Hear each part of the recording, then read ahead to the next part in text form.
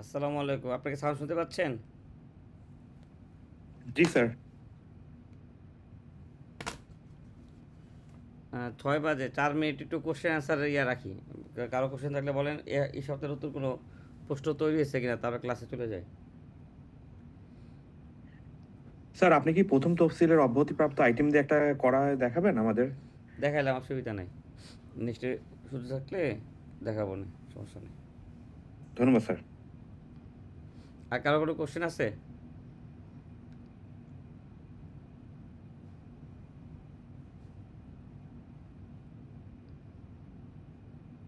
বলছি আপনাদের কোনো কোশ্চেন আছে? স্যার একটা প্রশ্ন ছিল স্যার। বলেন।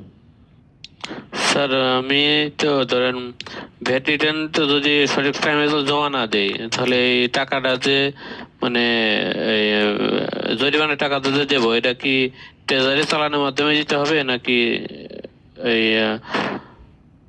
ইয়ে দিতে হবে আমাদের মানে বিভাগীয় ইয়ে দিতে হবে? আমি বলি, প্রথম হইলো আপনার ব্যালেন্সে যদি সমাপনী জেদ থাকে, তাহলে জরিমানার টাকা সে সমাপনী জেদ থেকে অ্যাডজাস্ট করতে পারবেন। ঠিক আছে? আছে না, এইটি টাকা থাকে জি বা অন্য জি জি কোনো মধ্যে যে থাকে, তাহলে অ্যাডজাস্ট করতে পারবেন। আর যদি টাকা না থাকে, তাহলে ট্রেজারিতে জমা দিয়ে 58 নম্বর নোটে দিয়ে দিবেন, সাবফর্ম 58-তে দিয়ে দিবেন, তাহলে অ্যাড হয়ে যাবে। আচ্ছা ঠিক আছে স্যার। স্যার আর হ্যালো স্যার। বলেন। স্যার আর এটা কি মানে এটা মানে এটা কি এই মাসের সামনের মাসের সাথে কি দেওয়া যাবে নাকি তার আগেও দেওয়া যাবে? আপনি যেই দিন রিটার্ন দিতে যাবেন, ওই দিনই তো জরিমানা হবে, ওই দিন দিয়ে দিবেন। মনে করেন আপনি আহ, এই মাসে 15 তারিখ রিটার্ন দিতে গেলেন, যা দেখলেন যে আগের মাসেরটাও দেন নাই, তখন দিয়ে দিবেন ওই ডেটে। দুটো একসাথে দেওয়া যাবে তো স্যার না? জি জি। আচ্ছা ঠিক আছে স্যার, ওকে। আগে পুরাতনটা দিবেন, তারপর নতুনটা দিবেন। আচ্ছা ঠিক আছে স্যার। স্যার আমার একটা কোশ্চেন ছিল ছোট স্যার। বলেন। স্যার কোশ্চেনটা হচ্ছে জাস্ট একটা এক্সাম্পল হচ্ছে, যেমন আমি অটোর যে অটো রিক্সা আছে না, অটো রিক্সার গ্যারেজ আছে আমার। হুম ফর এক্সাম্পল আমি র মেটেরিয়াল বাজার থেকে কিনি, হুম কিনে আমি এইটা মডিফাই মডিফাই বন্ধ শুনছি, আর তৈরি করি, বাকিটা নতুন শুনি নাই। পূর্ণাঙ্গ একটা অটো রিক্সার না, বডি তৈরি করি, এই আচ্ছা। বডিটা বিক্রি করে। জি জি, বলেন। হ্যাঁ স্যার, না রেজিস্ট্রেশন নাই, হ্যাঁ, রেজিস্ট্রেশন না না, বলি বলি। রেজিস্ট্রেশন নাই। হ্যাঁ মডিফাই বন্ধ জি। শুনছিলাম, তারপর একটু বলেন। মডিফাই বন্ধ শুনছি, তারপর শব্দ কাটটা গেছিল। এরপরে স্যার মনে করেন আমি একটা পূর্ণাঙ্গ বডি একটা তৈরি করি, তৈরি করে বডিটা বিক্রি করি। আমি জি। বিক্রি করি, আমার ব্যাড রেজিস্ট্রেশন নাই। আমি ব্যাড রেজিস্ট্রেশন, ব্যাড অফিস থেকে ইন্সপেক্টর আসতেছে, আমাকে বলতেছে রেজিস্ট্রেশন নিতে। এখন কি স্যার আমি যোগানদার হিসাবে রেজিস্টার নিব না রেজিস্ট্রেশন নিব না কেন ভাই? আমি আপনি তো উৎপাদনকারী হিসেবে নিব? হ্যাঁ, উৎপাদনকারী নেবেন। আপনি কি এর অথবা ওয়ার্কশপ হিসেবে নিতে পারেন। যে ওয়ার্কশপ হিসাবে। কারণ না, কথার কথা আর কি, যারা আপনি সার্ভিসিং করতে পারে, ঠিক না, মাঝে মাঝে জি, জি। রিপেয়ার মেনটেন্স করতে পারেন। আর না হলে আপনি উৎপাদনকারী, মানে অটো রিক্সার উৎপাদনকারীর ওই আছে কিনা এটা জানতে হবে বাংলাদেশে, বুঝলেন নাই? কারণ আপনি তো পার্টস কিনে বানান। জি জি জি জি, আমি র মেটেরিয়াল বাজার থেকে কিনি, হ্যাঁ, যেমন অ্যাঙ্গেল প্লেট এগুলা যা তাহলে যা আপনি লাগে আমি ব্যাট চালানোর মাধ্যমে কিনি। ম্যানুফ্যাকচার হিসেবে নেবেন। হ্যাঁ, ম্যানুফ্যাকচারার, ম্যানুফ্যাকচারেশন। উৎপাদনকারী। আচ্ছা স্যার ঠিক ওনারটা আছে। তো ম্যানুফ্যাকচারিং হবে না স্যার, অ্যাসেম্বলিং হবে। আচ্ছা আপনি বোঝেন, উনি যদি সবগুলি পার্টস আইন না জয়েন দিত, তাহলে কি অ্যাসেম্বলি হতো? উনি তো বলছে যে আমি র মেটেরিয়াল কিনে বানাই। স্যার মনে করেন আমি যে মার্কেট থেকে অ্যাঙ্গেল কিনি, প্লেট কিনি, ব্যাটারি কিনি, এগুলো আমি হ্যাঁ, ব্যাট না চালানোর না, আপনি মাধ্যমে কিনি। উৎপাদনকারী, শোনেন, আপনি কনফার্ম থাকে উৎপাদনকারী, বোঝেন অ্যাসেম্বলি কোনটা। মনে করেন উনি বাংলাদেশের প্রতিনিধি, আমি চায়না কোম্পানির মালিক, আমি পার্টসগুলি খুলে খুলে ওনাকে পাঠাই দিচ্ছি, উনি খালি জয়েন দেয়, তাহলে অ্যাসেম্বলি হইতো, জি কি জি বলেন? জি জি স্যার, জি স্যার। না স্যার আমি এগুলো না, আমি না, উনি উৎপাদন করে। মার্কেট থেকে মাল কিনি, কিনা তারপর আমি বানাই। ঠিক আছে, তাহলে স্যার তাহলে কি আমি উৎপাদনকারী হিসেবে জি নিব? জি, হ্যাঁ আপনি উৎপাদনকারী। আচ্ছা স্যার ঠিক আছে, এটাই স্যার জানাবেন। একটা কোশ্চেন ছিল স্যার, জি বলেন। 4.3 এর বিষয়ে। স্যার আমার প্রোডাক্টের গায়ে মানে যেই ইয়েটা থাকে, প্রোডাক্টের নামটা, আর আমি চালান কাটি এটার ডিফারেন্ট ভাবে আর কি। ডিফারেন্ট বলতে ওটার সাথে অনেক সময় বালতি ফ্রি দেই অথবা অন্য কিছু ফ্রি দেই, ওটা চালানে ওটা উল্লেখ করি আর কি, কিন্তু প্রোডাক্টে ওটা লেখা নেই। তাহলে আমি 4.3 দাখিল করার সময় কি প্রোডাক্টের গায়ে যেই নামটা ওটা উল্লেখ করব, না চালান যে এটা কাটি যে বালতি ফ্রি ওইভাবে উল্লেখ করব? আচ্ছা দেখেন, আমার এক ক্লায়েন্ট ছিল, হ্যাঁ, বিদেশ থেকে। উনি ওই যে প্যাডেল বাস্কেট আছে না, আমাদের টেবিল নিচে থাকে না, ময়লা ফেলায় যে, ক্যাডেল বাস্কেট, তারপরে যে আমরা ঘর মোছার কাজে ইউজ করি বিভিন্ন রকম মপ আছে কিনা বলেন, বুঝি নাই? জি জি মপ বাস্কেট এগুলি জি, চায়না স্যার। থেকে ইম্পোর্ট করে। এখন দেখেন চায়না থেকে যখন ইম্পোর্ট করে বিল অফ এন্ট্রিতে নাম থাকে একটা, আর উনি যখন স্বপ্নতে সাপ্লাই দেয় তখন নাম হয় আরেকটা, তাহলে দুইটা নাম কিনা বলেন? আপনার জি, বিল জি। অফ এন্ট্রিতে নাম হচ্ছে দুইটা। নেসক্যাফি, কিন্তু আপনি যখন সাপ্লাই দেন আপনি দিচ্ছেন নেসলে নেসক্যাফি বা এই কোম্পানির নেসক্যাফি, তাহলে বলেন নাম আলাদা না? তাহলে জি আপনি জি যদি শখ দেওয়ার সময় বিল অফ এন্ট্রির নাম দিয়ে ব্র্যাকেটে বাংলাদেশে যে নামে বেচবেন দিয়ে দেন, তাহলে দুইটা প্রমাণ হয় না? সেটা দিয়ে মনে জি স্যার, এভাবে করলে সত্য। বিল অফ এন্ট্রিতে আছে কফি, আপনি কফি লিখলেন, ব্র্যাকেটে দিলেন নেসক্যাফি, কি এই ব্র্যান্ডের নেসক্যাফি, তাহলে তাহলে কি দুইটা ক্লিয়ার হলো কিনা বলেন? জি জি তাহলে আপনি এইভাবে চিন্তা করেন যে বিল অফ এন্ট্রি বা পার্চেসের সময় যে নামটা কিনছেন মানে ওই নামটা দিয়া ব্র্যাকেটে কি অন্য নামটা দিয়ে দেন যেটাতে চালান কাটেন, তাহলে বলতে পারবেন না দেখেন চালানে আমি মাঝে মাঝে এইটাও লিখি, মাঝে মাঝে চিজ লিখি, মাঝে মাঝে কোয়ালিটি চিজ লিখি, বুঝলেন নাই? আমরা বিল অফ এন্ট্রিতে চিজ, কিন্তু কি আনার পরে বিভিন্ন কোম্পানির চিজ প্যাকিং লিস্ট অনুযায়ী আমুলের চিজ, এয়ার চিজ, এরকম 4-5টা কোম্পানির চিজ, তাহলে বেচার সময় আপনি চালান কাটেন ওইভাবে, তাহলে আপনি এইভাবে ভাগ করে লিখতে পারেন না যে শখ দেওয়ার সময় জি, স্যার। চিজ ব্র্যাকেটে এই কোম্পানির চিজ, ঠিক আছে? তাহলে এইভাবে চিন্তা করেন। আচ্ছা দেখেন, তাহলে ক্লাস শুরু করি বিসমিল্লাহ করে। হ্যাঁ, আমি আপনাদের এই ক্লাসে আসার আগে আমাদের পিছনের এই ক্লাসের রেকর্ডিংগুলো চেক করছিলাম, এই যে এইভাবে দেখেন, এই যে চেক করে আমি ডায়েরিতে লিখছি। এটাতে হলো আজকে আমাদের 12তম ক্লাস, মানে আপনাদের এই ট্রেনিং শুরু করার পরে ক্লাস হয়েছে মোট 11টা, বুঝছেন? এর মধ্যে প্রথম ক্লাসে আমরা প্রাথমিক আলোচনা, দ্বিতীয় ক্লাসও করছিলাম প্রাথমিক আলোচনা, হ্যাঁ, তৃতীয় ক্লাসও আমরা প্রাথমিক আলোচনা নিয়ে ক্লাস করছিলাম, চতুর্থ ক্লাস আমরা রেয়াত নিয়ে আলোচনা করছিলাম, দেখেন মনে করে দেখেন, পঞ্চম ক্লাস এবং ষষ্ঠ ক্লাস আলাল ট্রেডিং নিয়ে আলোচনা করছিলাম, প্রথম উদাহরণ, সপ্তম এবং অষ্টম ক্লাস ব্যাট অনলাইনের ব্যাট কীভাবে রিটার্ন দিবেন এটা নিয়ে আলোচনা করছিলাম, নবম ক্লাসে আমরা দুলাল ট্রেডিং নিয়ে আলোচনা করছিলাম, মনে আছে? তার কটা উদাহরণ হলো? আলাল এবং দুলাল দুইটা। দশম ক্লাসে আমরা বিডিএস নিয়ে আলোচনা করছিলাম, মানে কি উৎস কর্তন কখন কাটবেন। তারপরে 11তম ক্লাসে আমরা মাহাদি ক্লিনিং সার্ভিস নিয়ে আলোচনা করছিলাম, তাহলে আমাদের 3টা উদাহরণ হয়েছে, সবাই ধরতে পারছেন? তাহলে জি, আজকে স্যার। আজকে আমাদের 12তম ক্লাস, জি, স্যার। আমাদের ক্লাস হবে মোট প্রায় 48টা, আমাদের এই অনুযায়ী ক্লাস হবে 48টা, কারণ 4-12-48। স্যার আরেকটু ছোট্ট একটা প্রশ্ন ছিল স্যার। প্রশ্ন লাস্টে উত্তর দেই ভাই, এখন এখন করেন না, লাস্টের জন্য রাখেন, আচ্ছা ঠিক আছে? কারণ সবাই আচ্ছা, অফিস করে ক্লান্ত, ঠিক আছে। বলতে না 10টা শেষ হয়ে যাবে। এখন দেখেন আপনাদের মোট 10টা ক্লাস হয়েছে, আজকে 11তম ক্লাস, সরি 12তম ক্লাস। এখন আপনারা আমার এইখানে এমন কয়জন আছেন যারা আমার ওই যে 3 মাসের মেয়াদি ক্লাসটা করছেন, কোর্সের ক্লাস করছেন? এমন কয়জন আছেন এই ছাত্রী? সেটা কয়জন? 3 মাস মেয়াদি বলতে ওই যে ফান্ডামেন্টাল কোর্সটা। Foundation course. জি স্যার, স্যার আমি করছি। আচ্ছা আপনার স্যার, আছি আমি। নিজেরাই কাউন্টিং করেন, 1-2 করে কাউন্টিং করেন। মোহাম্মদ বাবলু। মোহাম্মদ সাইদুর রহমান। হ্যাঁ 2 যান, সাইদুর রহমান 2, আর কয়জন আছেন? আমি মনসুর স্যার 3। 3, স্যার আমি করছি একেম আব্দুল আলিম। 4, আমি মোহাম্মদ বাবলু। 5, আমি মোহাম্মদ সরোজ ইসলাম রাকিব। 6 6, শহীদুল ইসলাম শামীম। 7। আচ্ছা 40 জনের মধ্যে 7 জন আছেন, তারা একটু বোঝেন। এখন বোঝেন একটা কন্টেন্ট, আমার তো অন্য উদাহরণ করাবো আমরা, যেমন একজন বসে যে কি ওই যে ওনারা আগরবাতি উৎপাদন করে, এটা উদাহরণ করাইতে, হ্যাঁ। আরেকবার একটু আগে বললো যে প্রথম তো ছিল অব্যাহতি পণ্য উৎপাদন করতে, উদাহরণ তো কিছু আছে, কিছুই আছে।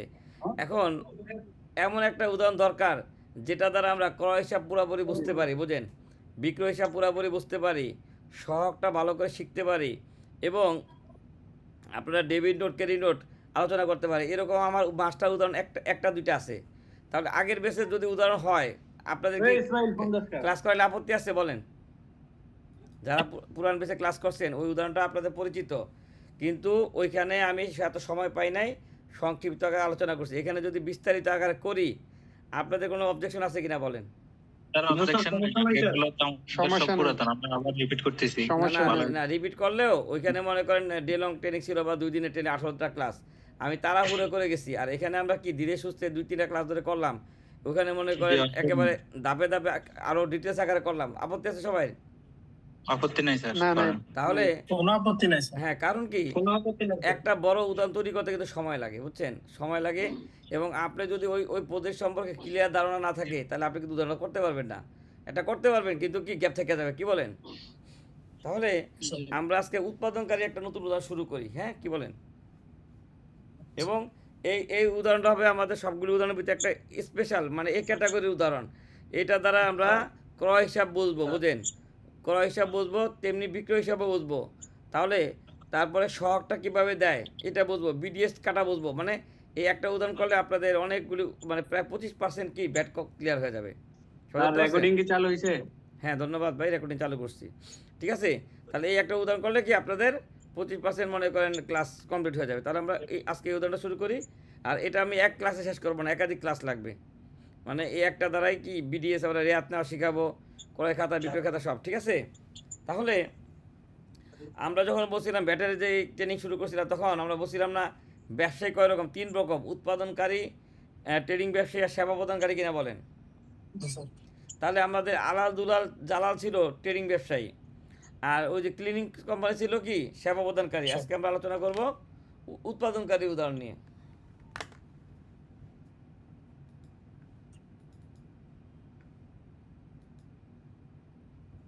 আপনাদের জন্য ছাগল কিনছি, কিন্তু কোরবানি ঈদে ছাগল কিনা দাওয়াত থাকলো। ইনশাআল্লাহ আপনার প্রজেক্টটা ভিজিটে যাব স্যার। ইনশাল্লাহ, বললেন কবে যাবেন? শুক্রবার হলে ভালো হয়। শুক্রবারে আপনার সাথে চলে যাব স্যার। ইনশাল্লাহ। স্যার প্রজেক্ট কোন জায়গায় আপনার? কুমিল্লার হোসেনপুরে। এই যে আর আর এক সপ্তাহ পরে আমাদের সেটের কাজ হয়ে স্যার যাবে। আপনার প্রজেক্টে একটা পিকনিক করেন, আমরা পিকনিক করে আসি। সবাই শেয়ার কিনেন, যারা শেয়ার হোল্ডারদের নিয়ে বিক্রি করুন, বুঝলেন নাই? স্যার আমরা কি ইনশাআল্লাহ দেখে কিনবো তো স্যার স্যার কিনতে share। পারি, তাই না? ভাই আমরা শেয়ারের দাম অত কমা, এই সংক্ষেপে করলাম যে 25.25, মানে কোয়ার্টার শেয়ারও নিতে পারবেন যারা যারা যাদের একটু ইয়ে আছে, ফান্ড একটু সমস্যা আছে। আচ্ছা আমরা ক্লাস শুরু করে দেখেন।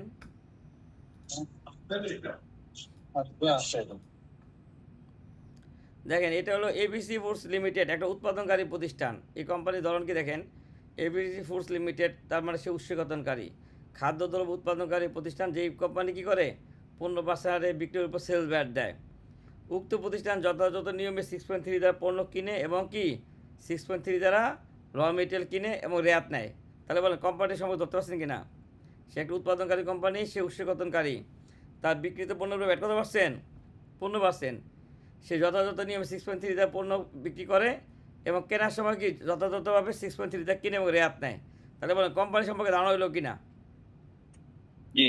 এই কোম্পানির ব্যবসা নেচার হচ্ছে যে সে ম্যানুফ্যাকচারার, সে কি উৎপাদনকারী, সে কি করে রিটেল মানে খুচরা বিক্রি করে, আবার কি পাইকারিও বিক্রি করে। ঠিক আছে, সে র মেটেরিয়াল ইম্পোর্টও করে, বিদেশে কি কেক এক্সপোর্টও করতে পারে। তাহলে এটা হলো তার ব্যবসার ধরন। আচ্ছা এখন এই বলেন এই ছবি দেখে আপনি কি বুঝতেছেন? এই ছবি দেখে আপনি কি বুঝতেছেন বলেন? কেক বানান। হ্যাঁ, তাহলে এখানে কয়টা বড়দের ক্লাসে আমরা ফোন দেবো না? হ্যাঁ, এটা কয়টা ফ্লেভারের কেক বলেন? 2টা ফ্লেভার। তাহলে একটা হলো ভ্যানিলা, একটা হলো চকলেট। এখন আপনার যদি দুইটার কস্টিং আলাদা হয়, আমরা তো সহগের একটু আলোচনা করছিলাম, তাহলে সব কয়টা দিবেন? একটা দিবেন না দুইটা দিবেন? মনে করেন ভ্যানিলার যে রেট, চকলেটের রেট, চকলেটের রেটটা আলাদা, চকলেটের জন্য র মেটেরিয়াল বেশি লাগে। তাহলে কয়টা দিয়ে দিবেন বলেন? দুইটা সব দিবেন না? দুইটা দিব। কিন্তু কোনো কারণে যদি একই হইতো তাহলে আমরা একটা দিয়ে চালাইতে পারতাম যে সকল ফ্লেভার, কিন্তু আমাদের সুযোগ নাই। এখন আমাদের এই কেকের ইয়ে হলো দেখেন 25 গ্রাম, চকলেট 25 গ্রাম, ভ্যানিলা 50 গ্রাম, চকলেট 50 গ্রাম, তাহলে কয়টা ফ্লেভার বলেন? তাহলে 4টা হবে স্যার। একটা, তাহলে আমরা কয়টা শখ দেবো? 4টা দেবো না? জি 4টা দিব। আচ্ছা, এখন আমরা যদি এই যে এইভাবে প্যাকেটে করে কেকটা বিক্রি করি তাহলে 4টা শখ দিলাম, কিন্তু আমাদের ম্যানেজমেন্ট সিদ্ধান্ত নিল সেলস বাড়ানোর উদ্দেশ্যে আমরা এইভাবে সিঙ্গেল প্যাকেটও বিক্রি করব, 12 পিস কেক একটা বক্সের মধ্যে ভরে বিক্রি করব। তাহলে এই যে সিঙ্গেল প্যাকেটের জন্য একটা শখ, বক্সের জন্য একটা শখ, এইভাবে দেখেন ভ্যানিলা 25 গ্রাম 12 পিসের জন্য একটা শখ, আবার সিঙ্গেল পিসের জন্য একটা শখ। তাহলে দুইটা দিয়েছি কিনা বলেন? একই প্রোডাক্টের জন্য সিঙ্গেল পিসের জন্য একটা, আর কি বক্সের জন্য একটা, সবাই ধরতে পারছেন? তাহলে 4টা প্রোডাক্ট 8টা হয়ে গেল কিনা বলেন?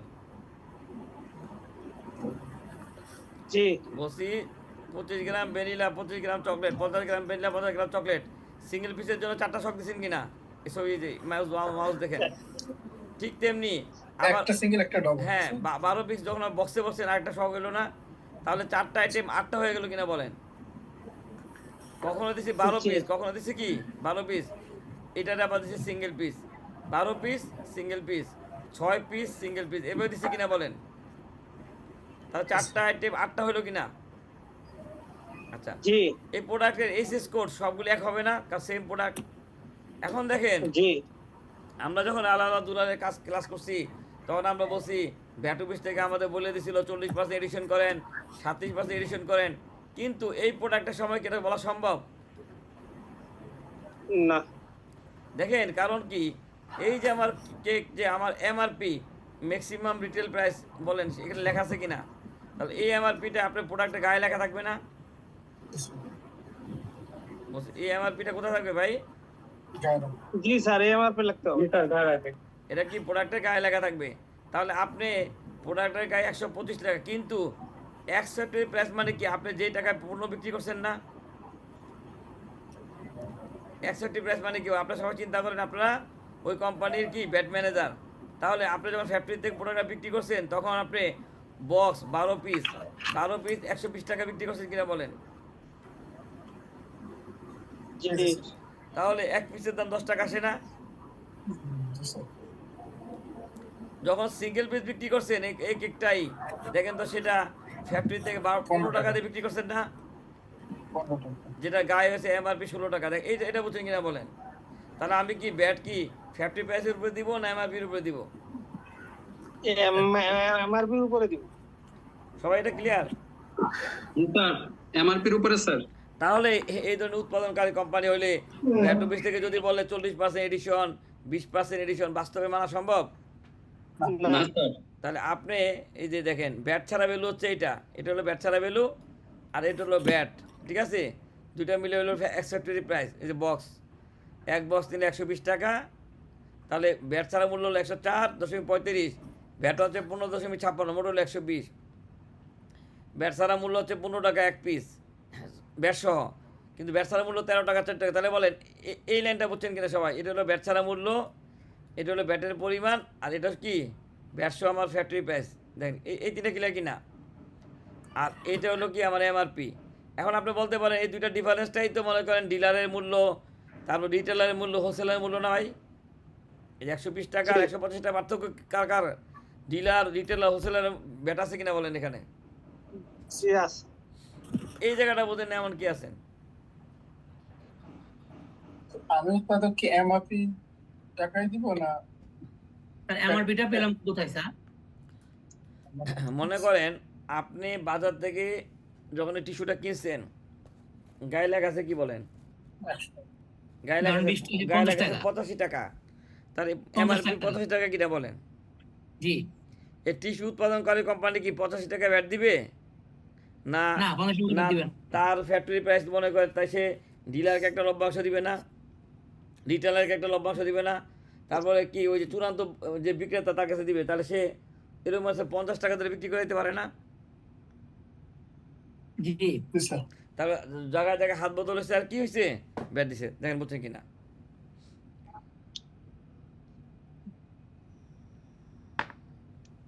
তার মানে এটা হাত বদল হওয়ার কারণেই এই প্রাইসটা আসছে, তাই তো? হ্যাঁ, আপনার কথা আচ্ছা আপনি যে কোনো একটা ক্যারেক্টারে ঢোকেন, আপনি আমদানিকারক, আপনি যদি নিজেই চূড়ান্ত ইয়ার উপরে ব্যাট দেন, তাহলে যে খুচরা বিক্রি করবে তার কি কোনো মার্জিন আছে বলেন? না মার্জিন থাকবে না তাহলে তখন। তাহলে এইভাবেই তো আপনার মূল্য নির্ধারণ করেন যে আমি আইনে আগে নগদ টাকা অল্প মার্জিন করে ছেড়ে দিলাম, আমার পরে যে নেবে সে আরও একটু মূল্য বৃদ্ধি করবে, করে বিক্রি করবে, এইভাবে করতে করতেই তো চূড়ান্ত ভোক্তা 120 টাকা কি ওই 180 টাকা পাবে, ঠিক না ভাই? জি জি জি জি স্যার। সবাই ধরতে পারছেন? জি স্যার। তাহলে এই কোম্পানির যদি বিক্রয় হিসাব রাখেন, তাহলে 8টা আইটেমের জন্য বিক্রয় হিসাব রাখবেন কিনা বলেন?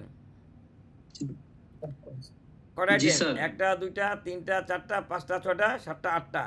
তাহলে এইভাবে আমরা একটা 6.2 কিনি, আমরা কি জানি, আমরা যাহা কিনি তাহা বেচি না, আমরা কিনি raw material packing material service আর পণ্য বিক্রি করি কি কেক, তাহলে আমরা দেখেন 6.2 রাখবো না, বিক্রয় হিসাব রাখবো না,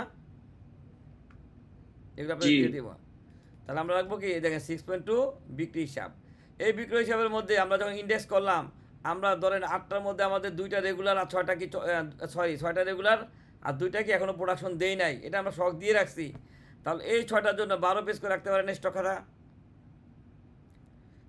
বলছি প্রথম আইটেমের জন্য 12 পেজ, 12 মাসের জন্য 12 পেজ, দ্বিতীয় আইটেমের জন্য 12 মাসের জন্য 12 পেজ, এভাবে রাখতে পারি। এখন আপনার কোম্পানির নেচার অনুযায়ী আপনার পেজ সংখ্যা বেশি কম হইতে পারে না, জি হতে পারে প্রোডাকশন অনুযায়ী। তাহলে এইভাবে আমরা বিক্রয় হিসাবটা রেডি করলাম, ধাপে মানে সিরিয়াল অনুযায়ী দেখাচ্ছি। তাহলে আমরা যেহেতু 8টা আইটেম, এই জন্য আমরা কটা খাতা রাখলাম, একটা রেজিস্ট কয়েক হিসাব রাখলাম। এই পণ্য উৎপাদন করতে যায় আমার এই দেখেন 1 নাম্বার থেকে 18 নাম্বার পর্যন্ত এই র মেটেরিয়ালগুলি লাগে, ময়দা, সুগার, আইসিং সুগার, এই র মেটেরিয়ালগুলি কি আমার লাগে। তাহলে এই র মেটেরিয়াল জন্য রেজিস্টটা কিনা লাগবে না? জি ঠিক তেমনি 21 এই দেখেন 21 থেকে এই যে 44 পর্যন্ত 40 পর্যন্ত এই প্যাকিং মেটেরিয়ালগুলিও লাগে। তাহলে দেখেন র মেটেরিয়াল লাগলো 18টা আর প্যাকিং মেটেরিয়াল লাগলো কয়টা, 20টা। তাহলে আপনি এই র মেটেরিয়ালের জন্য যদি এরকম হয় একটা খাতায় 100 পেজ থাকে, তাহলে আপনি মনে করেন র মেটেরিয়ালের জন্য 2টা খাতা কিনতে পারেন না? মনে করেন প্রথম র মেটেরিয়াল খাতাটা কিনলেন, র মেটেরিয়াল 1, হ্যাঁ সরি প্যাকিং, আচ্ছা প্যাকিং মেটেরিয়াল দিই, প্যাকিং মেটেরিয়াল 1। তাহলে প্যাকিং মেটেরিয়ালের এই রেজিস্টারে আপনি 100 পেজ আছে, 8 12 96, 12 পেজ করে রাখলে 8টা আইটেম রাখতে পারেন কিনা বলেন, 4টা এক্সট্রা থাকলো। এই যেভাবে ফয়েল 25 গ্রাম 1 পেজ থেকে 12 পেজ, প্রতি মাসের জন্য 1 পেজ, ফয়েল 50 গ্রাম, চকলেট 13 থেকে 24, এভাবে ইয়াটা রাখতে পারেন কিনা বলেন। রাখা যেতে পারে। তাহলে প্রথম 8টার জন্য একটা স্টক খাতা করলাম 6.2 প্যাকিং মেটেরিয়াল। তারপরে দেখেন পরের আইটেমগুলির জন্য আরেকটা পেজ করলাম, দেখেন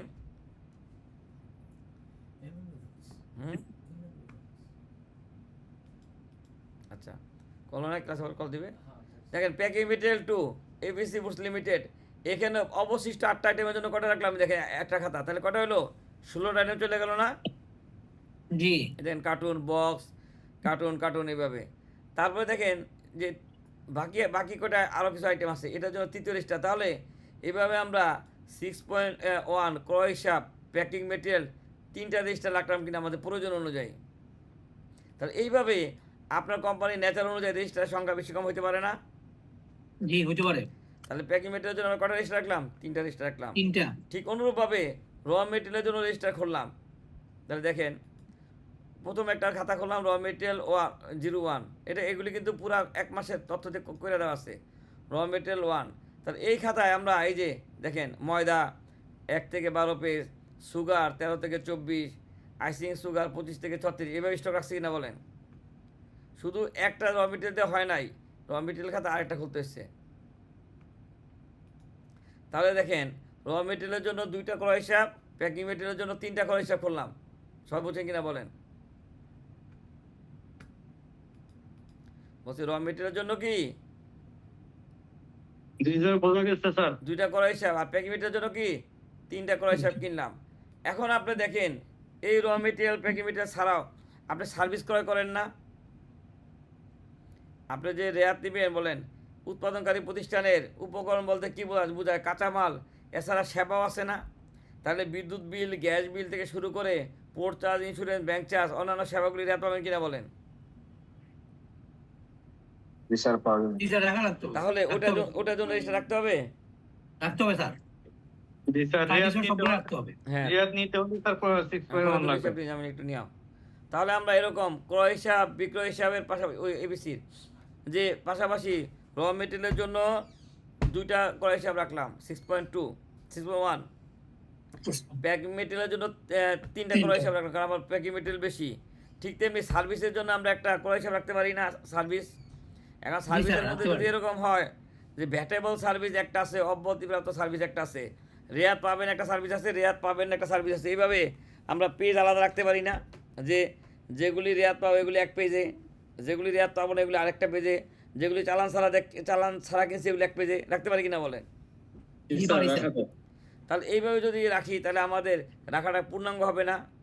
তাহলে আপনি বলছেন তো তাহলে এই কোম্পানির জন্য আমরা কাজ করতে যাই বিক্রয় হিসাব কিন্তু একটাই কিনলাম, কারণ আমাদের সেলসের আইটেম কম। কিন্তু এইভাবে র মেটেরিয়ালের জন্য দেখেন একটা খাতা, হ্যাঁ র মেটেরিয়ালের জন্য কি এই বিক্রয় মানে 6.2 হিসাবে কি রেজিস্টার কিনলাম একটা, ঠিক আছে, কারণ আমরা 8টা আইটেম বিক্রি করব। কিন্তু আমরা র মেটেরিয়ালের জন্য কটা কিনলাম? 2টা, ঠিক না? 2টা। সার্ভিস এন্ড আদার্স এগুলি ছবি দেখেছি, সার্ভিস আর আদার ডিভিডেন্ডের জন্য কি একটা, আর এই যে প্যাকিং মেটেরিয়ালের জন্য 3টা। কটা? এই যে 3টা, 1 2 3টা। তাহলে এই রেজিস্টারগুলি আমরা কি বাজার থেকে কিনে নিয়ে আসলাম। তারপরে দেখেন এখন আমাদের কার্যক্রম শুরু করি।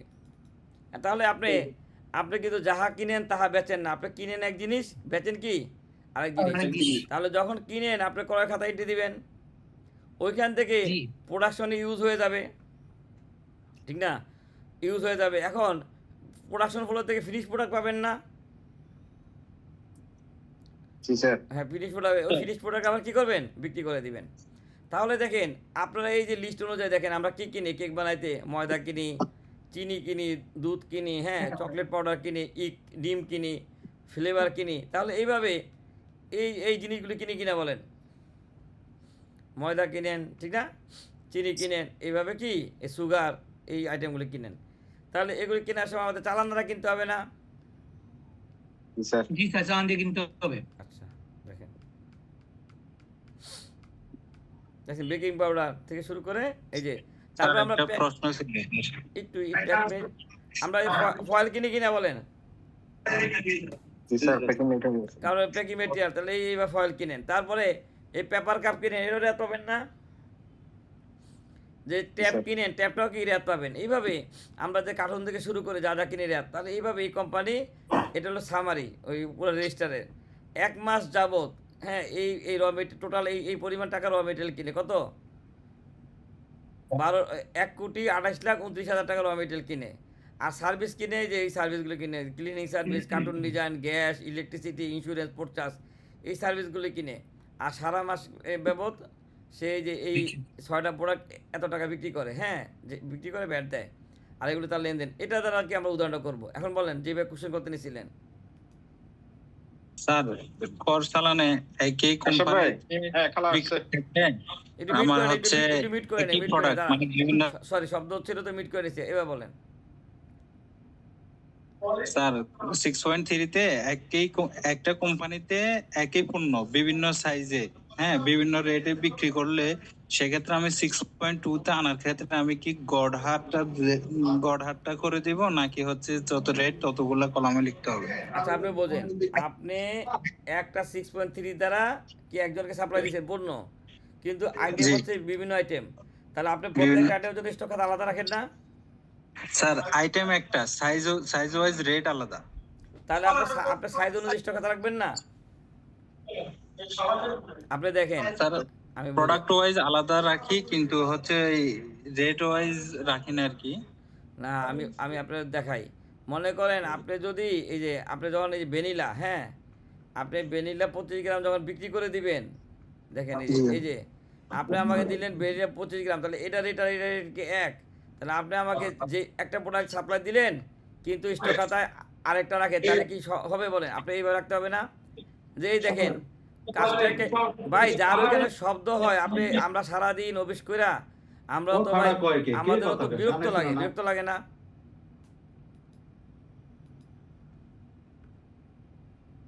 দেখেন দেখেন কাজটাকে ভ্যানিলা 25 গ্রাম, এই যে 25 গ্রামের জন্য আমরা স্টক রাখাছি, আবার চকলেট 25 গ্রাম রিটেল প্যাক। তাহলে বলেন এটা হলো সিঙ্গেল, এটাও 25 গ্রাম ভ্যানিলা, এটাও 25 গ্রাম ভ্যানিলা, কিন্তু এটা কি বক্স আর এটা পিস না? হ্যাঁ, তাহলে এইভাবে আমরা এই যে সিঙ্গেল প্যাকেট আর বক্সের হিসাবও কিন্তু আলাদা রাখছি। দেখেন 25 গ্রাম চকলেট, 25 গ্রাম ভ্যানিলা আলাদা রাখছি কিনা বলেন? জি। 50 গ্রাম ভ্যানিলা, 50 গ্রাম চকলেট আলাদা রাখছি না? তাহলে এইভাবে আমরা গ্রাম অনুযায়ী কী করছি, প্রোডাক্টটা আলাদা রাখছি। তাহলে আপনাকে আলাদা রাখতে হবে না? স্যার আমরা ওই যে 4.3 তে মূল্যায়ন করার জি বলেন। সময় হচ্ছে ভেরিয়াস সাইজ দিয়ে একসাথে একটা রেটে নিছি আর কি, কিন্তু পার্টি যখন রেট দেয় সাইজ ওয়াইজ তখন আলাদা আলাদা রেট হয়ে যাচ্ছে। আচ্ছা আমি বলি, আপনার প্রোডাক্টটা কি? কোম্পানির নাম তো আমরা জানি না, প্রোডাক্ট বললেন, অসুবিধা কি? স্যার আমাদের প্রোডাক্ট হচ্ছে পলি, ওই যে ইম্পোর্টেড। পলি আমরা জি স্যার। কি হিসাবে বেচেন, পিস না কেজি হিসাবে? স্যার কেজি হিসেবে, সাইজ ওয়াইজ আলাদা, ভেরিয়াস সাইজ দিয়ে করা আর কি স্যার। আচ্ছা আপনি বোঝেন, কেজি হিসাবে আপনি বিক্রি করেন, এক হিসাবে চালায় দেওয়া যেতে পারে যে আপনি তো পুলিশ যেটা বেছেন ওইটার রেট এক, কি বলেন? কিন্তু আপনি যদি স্টক খাতা আলাদা না রাখেন, আমি যদি এক সাইজ চাই, আপনি আমাকে এক সাইজ দেন, বিল দিব?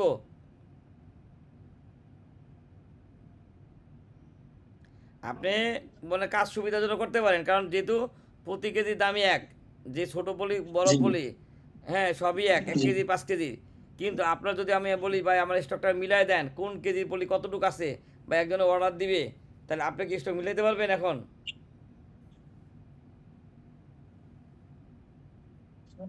স্যার ডিক্লারেশন যদি মনে করেন আপনি 5 টন পলি আছে, কথার কথা, আপনার অফিসে কি আছে, 5 টন পলি আছে স্টকে। এখন এমডি বলল যে একজনে 2 টন পলি নিবে, এখন আপনি কনফিডেন্টলি বলতে পারবেন কোন পলি কতটুকু আছে? এরকম বলা যাবে না আর কি স্যার, কিন্তু তাহলে ভেরিয়াস সব সাইজ মিলে। বস বলবে না যে আপনাদের রাখা আমার কি লাভ হলে আমি আর ঝামেলায় পড়ছি, তখন এই পলিটি সারাই ধরে ধরে কি স্টকটা আলাদা করতে হবে না? আলাদা করতে হবে, হ্যাঁ। তাহলে কিন্তু এটা কোম্পানি এরকম এরকম ডিসিশন দিয়ে দিছে যে হচ্ছে, যেমন আপনার স্যার এই প্রিন্টেড পলি ব্যাগ নামে আমার যা পলি আছে সবগুলো একসাথে এটা মূল্য ঘোষণা করার সময় ভেরিয়াস সাইজ দিয়ে একটা রেট নেওয়া। কিন্তু যখন পার্টির কাছে সেল করি, তখন পার্টি আমাদেরকে বিভিন্ন রেট দেয়। হ্যাঁ, সেক্ষেত্রে হচ্ছে আমরা ওই 7.5% কম বেশি করে রেটটার মধ্যে নিয়ে আসতেছি, আমাদের এটার মধ্যে থাকে আর কি। আচ্ছা আপনি সেক্ষেত্রে না আমি বলি শুনেন, আপনারা বুঝছি, আমি একটা অ্যাডভাইজার, আমি বলি, মনে করেন আমার এক জি। ক্লায়েন্ট পলিথিন উৎপাদন করে, প্রথম শখটা দিলাম সাদা পলি, কি সাদা বুঝেন, তাহলে শখ দিয়ে দিলাম। যখন আমি করতে গেলাম পলি কালো, তখন বললো যে রঙের দাম একই, বুঝেন, সবাই বুঝেন, খেয়াল করেন, জি। নীলেরটা রঙের দাম একই, তাহলে আমি কি শখ দিলাম দুইটা, একটা সাদা আর একটা কি পলি রঙিন, ব্র্যাকেটে কালো লাল নীল সাদা হলুদ যত কালার হইতে পারে, মিক্সড কালার। জি। তাহলে হ্যাঁ। শখ আমি দুইটাই দিছি, কিন্তু আমি কিন্তু স্টক খাতা আলাদা রাখছি। কালোর জন্য স্টক খাতা আলাদা, পেজ আলাদা, সাদার জন্য পেজ আলাদা, নীলের জন্য পেজ আলাদা। তাহলে আপনিও কাজটা এইভাবে করেন। স্যার আলাদা আছে, কিন্তু যখন রেটটা মানে আমার এদিক সেদিক করে আমি রেট দিচ্ছি, মানে একই চালানে বিভিন্ন রেটে একই প্রোডাক্ট হচ্ছে, সেক্ষেত্রে আমি 6.2 তে নেওয়ার ক্ষেত্রে সবগুলো প্রোডাক্টটা একটাই, তাহলে শুধু রেটের কারণে ভিন্ন কারণে আলাদা আলাদা লিখছি। কিন্তু যখন 6.2 তে নিব, সেক্ষেত্রে কি আমি টোটাল অ্যামাউন্টটাকে গড় করে রেট নিব, আমি নাকি বলি হচ্ছে আমি আলাদা বলি আলাদা? শুনেন, আপনি পলিথিন, আলাদা আলাদা দিতে আমি হবে। বলি পলিথিন সবগুলি একসাথে রাখবেন, এটা আমরা কেউই তো এগ্রি করি না আপনার সাথে। আপনি পলিথিনের স্টক আলাদা আলাদা রাখবেন, সবাই কি বলেন? আপনি পলিথিনের জি স্টক স্যার, আমার আলাদা বলতে আলাদা রাখবেন। various size এ হ্যাঁ, না সাইজ না, শুনেন আমি বলি, সাইজের সাথে তো উনি কালার অনুযায়ী আলাদা রাখবে না? জি জি যদি না রাখে তাহলে বস আমি বলি, আপনি সাইজ অনুযায়ী কালার অনুযায়ী আলাদা রাখবেন, এবং ওই যেইটা যে স্টক থেকে বিক্রি করছে ওই স্টক থেকে বাদ দিবেন। রেজিস্টারে জি। 6 অনুপাতে রাখতে হবে। হ্যাঁ ওই অনুযায়ী আপনার সাথে আমরা, আপনার এভারেজে আমরা এগ্রি করি নাই, কি বলেন? আপনার এভারেজে আমরা এগ্রি করি নাই, এই এভারেজে কথাই আসে না, আপনি খাতা রাখার মধ্যে কি একটু মিস্টেক হইতেছে। গোজামিল হয়েছে।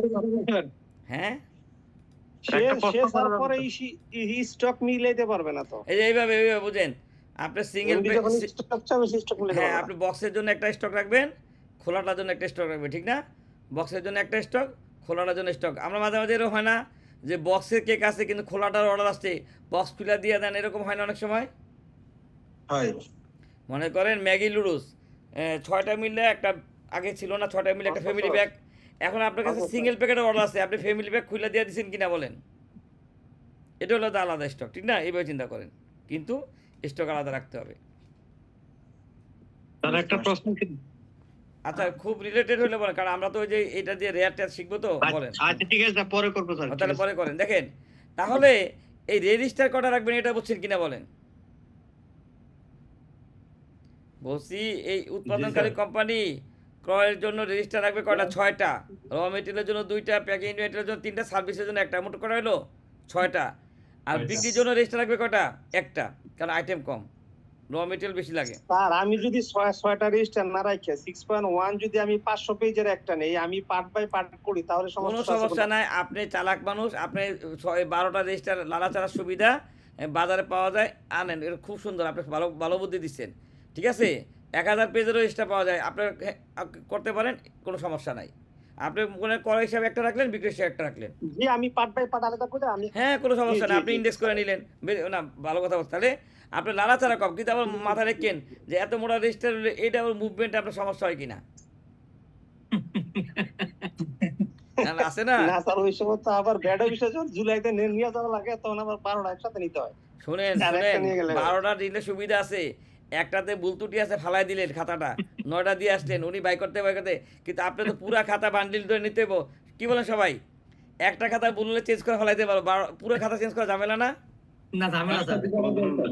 মনে ছোট করেন register সবসময় সুবিধা হয় না। মনে করেন আপনি এতগুলি খাতা, হ্যাঁ, ব্যাটারি অফিস থেকে বললো ভাই এই লাস্ট বছরের ক্রয় বিক্রয় হিসাব নিয়ে আসেন, আপনি বোঝেন আপনার খাতা হলো কয়টা, 11টা, এর মধ্যে একটাতে একটু কাটাকাটি আছে, ভুল ত্রুটি আছে, একটু মানে গোদামিল দিতে হইব, তাহলে আপনি ইচ্ছা করলে এই একটা বাদ দিয়ে বাকি দিয়ে আসতে পারেন না? জি স্যার, কারসাজি করা যায়। কারসাজি করে আপনি কি করলেন, 7 দিন টাইম পেলেন, ইন্সপেক্টর বললো যে খাতাগুলি চেক করি, তখন আপনি এই ফাঁকে কি করলেন, ওই খাতাটা ঠিকঠাক করে ফেলাইলেন। Change করে এখন ফেলালেন। একটা হলে কি আর পারবেন? না পারবো না। এই সব কিছুর সুবিধা অসুবিধা আছে। ইন্সপেক্টর ওই খাতা দেখে দেখলো কি করলো, যে ভাই 12টা খাতা এগুলি দেখবো কখন বসে বসে, দেখলো যে এনার্জি ডাউন হয়ে গেল গা, ঠিক আছে। তার হামলা দিলেও সুবিধা হয় স্যার, যেগুলা আপডেট করা থাকে এগুলা দেখানো যায়, আর বাকিগুলা ইয়ে করা যায়। আচ্ছা যাই হোক, সব কিছুর সুবিধা অসুবিধা আছে, হ্যাঁ। তাহলে আপনারা এই রেজিস্টারগুলি কিনলেন, এখন দেখেন এই উৎপাদনকারী কোম্পানি পণ্য কিনে খাতায় করে খাতায় রিসিপ্ট দেখাবে না? জি স্যার দেখাবে। আচ্ছা ঠিক তেমনি পণ্য বিক্রির আগে শখ জমা দিবে না? জি সব জমা দিবে। তাহলে আমরা দাবে দাবে আগাই। তাহলে এখন বলেন এই কোম্পানি কি কি জিনিস রেয়াত পাবে? আমি মানে এই ক্লাসটা 2টা বেসে করাবো, আমি চাই যে এটা একটা ভালো ক্লাস, যারা পুরাতন করছে তারাও যেন আরও বোঝে, আরও ডিটেলস। এখন বলেন এই যে কেক বানাবেন আপনি কি কি জিনিস রেয়াত পাবেন? এবার আমি একটু আপনাদের থেকে শিখতে চাইতেছি, মানে ক্লাস কতটুকু হজম হয়েছে, আপনি বলেন এই কোম্পানি কি কি জিনিস রেয়াত পাবে এবং কোথায় আছে? এই কোম্পানি স্যার প্রশ্নটা বুঝিনি। মনে করেন আপনি কেক বানায় এরকম প্যাকেটে করে বিক্রি করেন বাজারে, হ্যাঁ, এই কেক বানায় কি করেন বাজারে বিক্রি করবেন, এখন এই কেক কোম্পানি কি কি জিনিস রেয়াত পাবে? এটা আটা ময়দার উপরে না, ওটা তো না না ঠিক আছে, না ভাই বলুক, শোনেন বলুক, আটা ময়দায় ব্যাট দিলে রেয়াত পাবো, অব্যাহত দিলে ব্যাট দিব না, রেয়াত পাবো না, সমস্যা নাই, আমরা আগে স্টাডি করি। 6.3 এর মাধ্যমে ক্রয়কৃত সকল প্রোডাক্ট রেয়াত পাবে স্যার। আচ্ছা তারপরে আচ্ছা এখন বলেন, না একটু রাফ করি, বলেন তো এটা কোন জায়গায় আছে? 6.3 এর মধ্যে 5000 এর মধ্যে বাট ইম্পোর্ট না জাতীয় না আপনাদের সাথে আমি একমত, আর আমার একটু রেফারেন্স দেন, এটা কোন জায়গায় আছে? রেয়াদের বিষয়। হ্যাঁ রেয়াজ যে পাবেন কোন আইটেম, হ্যাঁ দারা 46 ভাই যে ভাই দেশে মনে আছে, তাহলে আমরা কি জানি উপকরণ করে রেয়াত পাবেন না? জি জি উপকরণ করে রেয়াত পাবো দ্বারা 46। আমরা জানি কি আপনি কি পাবেন উপকরণ করে রেয়াত, এখন উপকরণ কি? উপকরণ এখন হচ্ছে হ্যাঁ বলেন। যে আমি ফিনিশ প্রোডাক্ট তৈরি করতে আমার উপকরণ, একটা প্রোডাক্ট তৈরি করতে উপকরণ হিসেবে যা যা ব্যবহার করব তাই উপকরণ।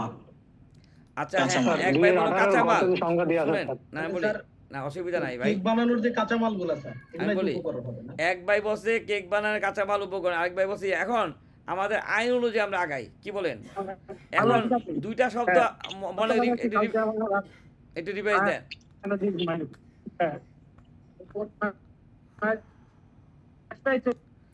এই লোক আমাদের পোস্ট করেন না, উনি কারণে কথা কয়, কিন্তু আমারে কি করলে কত রঙের সহজ সরল লোক রে ভাই।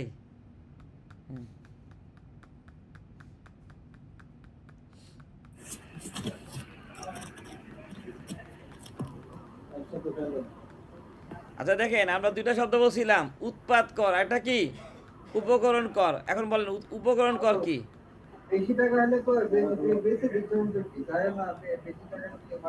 আচ্ছা এই জহির হোসেন জসিম ভাই, আমরা ক্লাসে করতেছি, আপনি তো ক্লাস শুনেন, আপনি আনমিউট হওয়ার দরকার কি, মাইক্রোফোনটা চালু করার দরকার কি, আপনি কোন? Sorry sir. হুম, কারণ আমাদের তো ডিস্টার্ব হয়, বোঝেন নাই?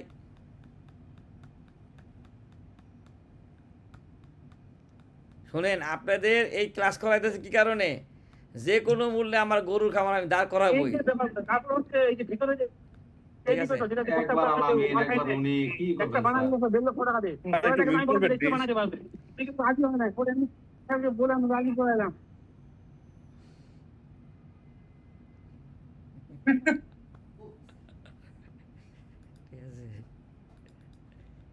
আচ্ছা দেখেন, বলেন উপকরণ কর কি আর উৎপাদ কর কি? এই দেখেন উপকরণ কর শব্দটা কি? দেখেন উপকরণ কর না, আমি তো বলছি এই উদাহরণটা আমি একটু ধীরে সুস্থে করাবো। এই একটা উদাহরণ দিয়ে আমি রেয়ারটা শিখে ফেলাইতে পারলে অন্যগুলি তো সহজ হবে আমার জন্য। দেখেন উপকরণ কর অর্থ কোনো নিবন্ধিত ব্যক্তি কর্তৃক উপকরণ হিসেবে আমদানিকৃত পণ্য বা সেবার বিপরীতে আমদানি পরিচয় পরিশোধিত মূল্য সংযোজন কর না। তাহলে আপনি যদি ভ্যালু অ্যাডেড ট্যাক্স বা ভ্যাট দিয়ে থাকেন তাহলে তো উপকরণ কর। ক্রয়ের সময় যে ব্যাট করার সময় যে ভ্যাট দিবেন এটা হলো উপকরণ কর, ঠিক না ভাই? বলছে কি পরিশোধিত মূল্য সংযোজন কর।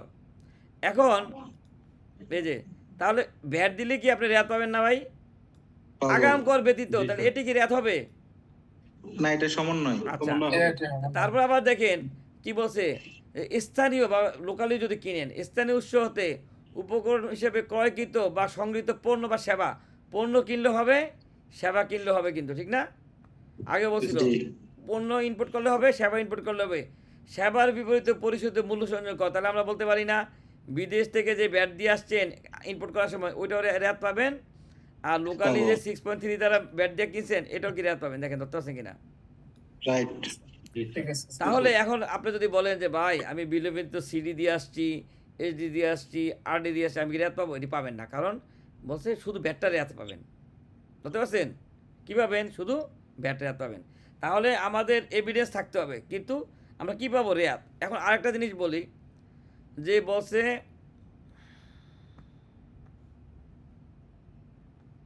দেখেন আরেকটা শব্দ হলো উৎপাদ কর। বলেন উৎপাদ কর কি মনে আছে তো? বিক্রয় করার সময় যে উৎপাদ কর, হ্যাঁ, কোনো দেখেন আউটপুট ট্যাক্স। আচ্ছা, কোনো নিবন্ধিত ব্যক্তি কর্তৃক নিম্নবর্ণিত ক্ষেত্রে পদেও মূল্য সংযোগ কর ও সম্পদ শুল্ক যথা। আচ্ছা দেখ, এটা আমি ইয়ে করলাম না, আমরা পড়ে নেই। বিক্রয় সময় যে করটা দিই আমরা কি বলি? উৎপাদ কর। এখানে হলো উপকরণ, উপকরণের সংজ্ঞা।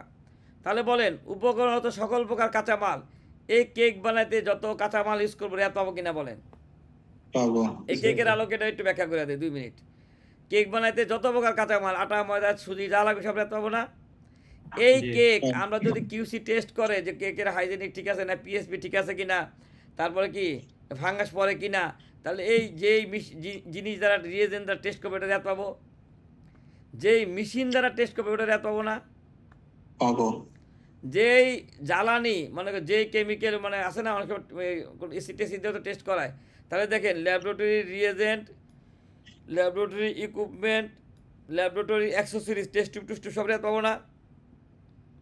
তারপর জ্বালানি হিসেবে ব্যবহৃত, এখন আপনার কেক যদি গ্যাস জ্বালায় কেক উৎপাদন করেন রেয়াত পাবেন কিনা বলেন? পাবো। তারপরে যেমন ড্যান কেকে ছিল গ্যাস ছিল না, ইলেকট্রিসিটি দিয়ে তারা কেক উৎপাদন করতো, তাহলে ইলেকট্রিসিটি রেয়াত পাবে না? পাবে। আবার আরেক কোম্পানি আমাদের গ্যাসেরও লোড লিমিট নাই, কি ইয়ারও লিমিট নাই, বিদ্যুতের লিমিট নাই, আমরা ফার্নেস অয়েল দিয়ে চিজ বানাইছি, তাহলে রেয়াত পাবো না? বলা চালাইছি ফার্নেস অয়েল দিয়ে। মনে করেন অনেক সময় ক্যাপাসিটি থাকে না, লোড পার হয়ে গেছে, মানে সরকার আর গ্যাসের লাইন দিবে না, বিদ্যুতের লোডও বাড়াবে না, তখন আপনার জেনারেটর প্রোডাকশন চালায় কিনা বলেন? জি চালায়। অনেক কোম্পানি আছে না যে গ্যাসের লাইন আছে নিজেরাই জেনারেটর, বিদ্যুৎ দেয় না, নিজেরাই জেনারেটর চালায়। তাহলে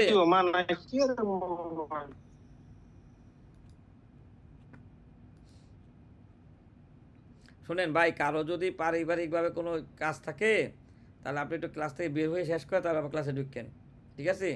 বাকিদের কষ্ট দিয়েন না। তাহলে বলেন এইভাবে মোড়ক সামগ্রী, তাহলে বলেন ওই যে যে প্যাকিং মেটেরিয়াল, কার্টুন, র্যাপার সব রেয়াত পাবেন কিনা বলেন? সেবা, আপনি যদি এটা দিতে চান, বিজ্ঞাপনী সেবা দেন, ইন্স্যুরেন্স সার্ভিস নেন, পোর্ট চার্জ, ব্যাংক চার্জ, এগুলি রেয়াত পাবেন না? কেক উৎপাদন করতে সার্ভিসগুলি নিছেন, রেয়াত পাবেন কিনা বলেন? জি স্যার পাবো। যন্ত্রপাতি, ট্রান্সপোর্ট সার্ভিস কি নেওয়া যাবে? জি ট্রান্সপোর্ট সার্ভিস এখন মনে হয় ট্রান্সপোর্ট সার্ভিস যদি আপনার ওই যে প্রোডাক্ট ডেলিভারির সাথে রিলেটেড হয়, ধারা 46-এর একটা আছে না যে পণ্য পরিবহন ক্ষেত্রে, মনে আছে সবাই 80% রেয়াত দিতে পারবেন যদি ওই ওই ওই ধারা অনুযায়ী পরে তাহলে পাবেন। বুঝছেন ভাই? এর ক্ষেত্রে যে ট্রান্সপোর্টটা ওইটারে আর দিতে পারবো। আমি কি বলছি, পণ্য পরিবহন কিনা বলেন? পণ্য হ্যাঁ, পরিবহন ধারা 46 কি বলা আছে, পণ্য পরিবহন ক্ষেত্রে কি বলছে 80% রেয়াত দিতে পারবেন। তাহলে ওই ধারা অনুযায়ী যদি রেয়াতের মধ্যে পড়ে যে আপনি একটা কাঁচামাল নিয়ে আসছেন, এটা উপকরণ আইনে আপনি কি করছেন এবং ব্যাট চালান দিয়ে কিনে নিয়ে আসছেন, ওই কোম্পানি ব্যাট চালান দিচ্ছে, তাহলে পাবেন। সংখ্যায় পড়তে হবে। যন্ত্রপাতি যদি কোনো বিক্রয়ের ক্ষেত্রে যেটা ওটা তো পাবো না। বিক্রয়ের ক্ষেত্রে যদি কোনো পরিবহন হয় না, ওটা ভাই আমরা তো ধাপে ধাপে আমরা ওই ওটার ব্যাখ্যা করবো না, ধারা 46 তো আসছে সামনে, অসুবিধা নাই। আপনার যদি সংখ্যা অনুযায়ী হয় তাহলে পাবেন। এখন ধরেন আমার ব্যবসা হচ্ছে ডিস্ট্রিবিউশনের ব্যবসা, খেয়াল করেন আমার ব্যবসা কি ডিস্ট্রিবিউশনের ব্যবসা, তাহলে আমি কি রেয়াত পাইতে পারি কিনা বলেন? জি পাবো। কারণ আমার ব্যবসাটি হচ্ছে ওই যে বিভিন্ন কোম্পানি থেকে পণ্য কিনে ডেলিভারি দেওয়া, ঠিক না ভাই? তাহলে পণ্য পরিবহন, তাহলে আপনি এইভাবে রেয়াতের সংখ্যায় পড়লে ওই বলছে না ওই ইয়াতে বলা আছে পণ্য পরিবহনের ক্ষেত্রে ধারা 46-এ যে 80% রেয়াত পাবেন, 20% দিবে না। তাহলে যদি আপনি 10,000 টাকাতে একটা সার্ভিস দিচ্ছেন যেটা পণ্য পরিবহন, তাহলে আপনি ওই ভ্যাটের অ্যামাউন্ট মানে 1,500 টাকা যদি মানে এক্সক্লুসিভ ধরেন, ওটা 80% রেয়াত পাবেন। এবার চিন্তা করেন। তাহলে এইভাবে দেখেন যন্ত্রাংশ বলছে নিম্নলিখিত জিনিস রেয়াত পাবেন। এখন আপনি কেক ফ্যাক্টরির শ্রমিকদের বেতন কি রেয়াত পাবেন? ভূমি রেয়াত পাবেন না, ইমারত রেয়াত পাবেন না, অফিসের জন্য যদি ইকুইপমেন্ট কিনে তাহলে রেয়াত পাবেন। তাহলে এইভাবেই রেয়াত পাবেন না, ঠিক না ভাই? বাকিগুলো আলোচনা করলাম না। আপ্যায়ন রেয়াত পাবেন না। এখন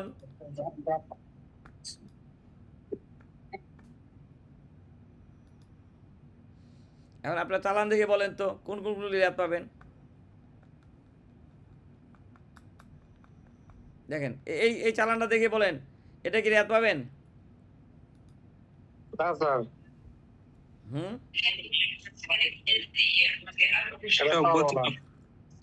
প্রথম তফসিলদার না হ্যাঁ ঠিক আছে, এটা উপকরণ কিন্তু ভ্যাট দেই নাই, ঠিক না ভাই? ব্যাট দিয়ে কিনি নাই, এই জন্য যেহেতু দেই নাই নিব না, নিব না, কিন্তু উপকরণ তো ময়দা উপকরণ, সুগার উপকরণ, তাহলে এটা ময়দা স্টকে চলে যাবে না, আর সুগারটাও কি যাবে, সুগার স্টক চলে যাবে। বুঝতে পারছেন? এখন দেখেন তো এইগুলি কি রেয়াত পাবেন? ব্যাট দেও নাই, ইয়ে দেও নাই, দিব না, নিব না, কিন্তু আমরা উপকরণ। তার ডিম প্রথম তফসিলদার অব্যাহতি রেয়াত পাবো না, এই ফ্লেভার এগুলো কি রেয়াত পাবো না। কিন্তু দেখেন এই যেগুলো অব্যাহতি প্রাপ্ত, এই যে কার্টুন কিনলেন এটা কি রেয়াত পাবেন? ফয়েল কিনছেন, জি স্যার পাবো। কি কারণে পাবেন বলেন? এটা প্যাকেজিং তো প্যাকেজিং আমি ব্যাট দিয়ে নিয়ে আসছি। প্যাকেজিং এর না কারণে ভ্যাট দিয়ে নিয়ে আসছে, তাহলে আমাদের উপকরণের সংখ্যায় পড়ছে এটা কি প্যাকিং মেটেরিয়াল, এই জন্য রেয়াত পাবো, ঠিক না? আচ্ছা, এই 25 গ্রামটা 25 গ্রাম স্টকে চলে যাবে, 25 গ্রাম ভ্যানিলা তার ভ্যানিলা স্টকে চলে যাবে, 25 গ্রাম চকলেট খাতা এন্ট্রি দিব, ঠিক না? 50 গ্রাম ভ্যানিলা খাতা এন্ট্রি দিব, এইভাবে এন্ট্রি দিব। দেখেন এই যে পেপার কাপ এটা কি রেয়াত পাবেন? সবাই কি একমত পেপার কাপ রেয়াত পাবেন?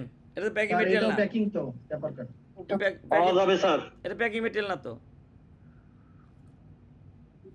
প্যাকিং ম্যাটেরিয়াল স্যার এটা। মানে কেকের নিচে থাকে ওই হিসাবে প্যাকিং মেটেরিয়াল, কেকের নিচে যে থাকে না তো কেকের আকৃতি নষ্ট হয়ে যাবে। আচ্ছা তাহলে রেয়াত পাবেন। বক্স এটা কি রেয়াত পাবেন? পাবো স্যার, পাওয়া যাবে স্যার। তাহলে এগুলি কি প্যাকিং মেটেরিয়াল? হ্যাঁ, তাহলে এই যে কার্টুন কিনছেন এগুলি কি রেয়াত পাবেন? তাহলে দেখেন আমরা শিখছি ধারা 46 অনুযায়ী রেয়াত নেওয়ার শর্ত আছে। এই যে কোম্পানির নাম, যে বিক্রি করছে তার নাম, বিন নাম্বার, অ্যাড্রেস, যে কিনছে তার নাম, বিন নাম্বার, অ্যাড্রেস, এগুলি সঠিকভাবে থাকতে হবে না?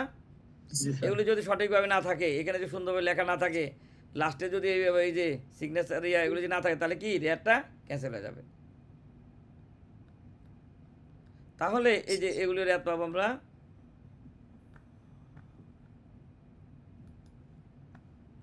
এখন বলেন আমরা যখন সহগ মানে একটু পরে সহগও দিব, সহগ যখন দিব আমার প্রতি ইউনিটের একটা রেট বাই করতে হবে না? বলছি আমরা পণ্য বেচার আগে কি করব, শখ দিব। তাহলে এই যে ময়দাকে যদি আপনি এখানে পার কেজি রেট আছে কিনা বলেন, সুগারে পার কেজি আছে, তাহলে এইভাবে শখ করার আগে আমাদের কি করতে হবে, প্রতিটা আইটেমের এই রেটগুলি কি এখান থেকে কালেকশন করতে হবে। আচ্ছা এখন বলেন যে এই উৎপাদনকারী কোম্পানি র মেটেরিয়াল হিসেবে যা কিনবে, প্যাকিং মেটেরিয়াল হিসেবে যা কিনবে, সার্ভিস হিসেবে যা দিবে, সব এত হবে কে বলেন? স্যার পাবে। আচ্ছা তাহলে থাকা সাপেক্ষে জি 6.3 সাপেক্ষে দ্বারা 46 মানা সাপেক্ষে, মানে 6.3ও থাকবে, দ্বারা 46ও কি মানবে। আচ্ছা আমাদের কোম্পানি যখন কার্যক্রম চলে, অনেক সময় পুরাতন কোম্পানি হইলে আগের মাসের একটা জের থাকে না, পুরাতন কোম্পানি হলে কি হয় যে আগের মাসে স্টক থাকতে পারে, প্রিভিয়াস স্টক একটা থাকতে পারে।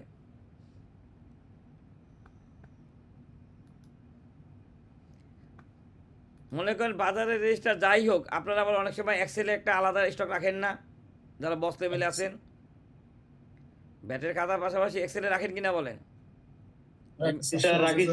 যে ম্যানেজমেন্ট যখন জানতে চায় কি তো পার্সেস আছে ততগুলি আপডেট করে সবসময় একটা স্টক রাখেন, হ্যাঁ রাখেন, যে ম্যানেজমেন্ট চাওয়ার সাথে সাথে যেমন দিতে পারেন। দেখেন যারা যারা উৎপাদনকারী এইরকম একটা স্টক থাকে না আপনাদের, বলছি মাসের প্রথমে এরকম একটা স্টক থাকে কিনা বলেন? এই যে এরকম এবিসি ফুডস লিমিটেড, তার ঠিকানা, সিরিয়াল নাম্বার, প্রোডাক্টের নাম। আমরা যখন ওই যে খাতা এন্ট্রি দেবো, আমাদের এসএস কোড লাগবে, আমরা কী করছি এসএস কোড অনুযায়ী দিচ্ছি। এই রেজিস্টারটা পুরো করে দেওয়া আছে, দেখেন এই যে 1 নাম্বার আইটেম দেখছেন, পুরো রেজিস্টার কি মানে স্টক খাতাটা আপনাদের রেডি করে দেওয়া আছে, এই যে দেখছেন পুরো 1 মাসের তথ্য দিয়ে রেডি করে দেওয়া আছে প্রত্যেকটা আইটেম। দেখেন এইভাবে প্রত্যেকটা আইটেম কি এই যে দেখছেন 1 মাসের তথ্য দিয়ে কি রেডি করে দেওয়া আছে। এটা আপনারা যদি ওপেন করে দেখেন না, আপনাদের শেখাটা অনেক ইজি হয়ে যাবে। তাহলে এইভাবে এই 1 নাম্বার হচ্ছে এই এক্সেলের 1, খেয়াল করেন এই 1 নাম্বার কি এই এক্সেলের 1, এই দেখেন এই 2 নাম্বার কি এক্সেলের 2, বুঝতে পারছেন 2 নাম্বার পেজ, এটা হলো সফট। আর এইখানে 1 থেকে 12 না, এটা হলো ওই যে আমরা একটু পক্ষে রেজিস্টার দেখালাম না, যেটা আপনাদের এই যে এটা ছবি দিব, এই যে এই রেজিস্টারের ছবি দিব, ওইটা হলো এই রেজিস্টারের পেজ। তাহলে দুইটাই পাবেন কিনা বলেন? মানে আপনার এক্সেলের একটা সেট দিতেছি, আবার কি দিতেছি এই রেজিস্টারের একটা ছবির সেট দিতেছি, ঠিক আছে? ওই বইটা আমরা দিয়ে দেবো, যে এই বইগুলি দিয়ে দিব আপনাদের। এই যে দেখেন দেখছেন এইখানে দেখছেন, এই দেখেন করইসা কটা 1টা 2টা 3টা, এটা পুরো হলো বই স্ক্যান মানে ছবি তুলা আমরা কটা 5টা বই, এখানে দেখছেন আরেকটা বই। এবার 6.3 যে সেল করছে, এইভাবে এই ডকুমেন্টসগুলো আপনার দিয়ে দিলে কি বাসা বসে আপনারা ডাউনলোড করে দেখবেন, ঠিক আছে? তাহলে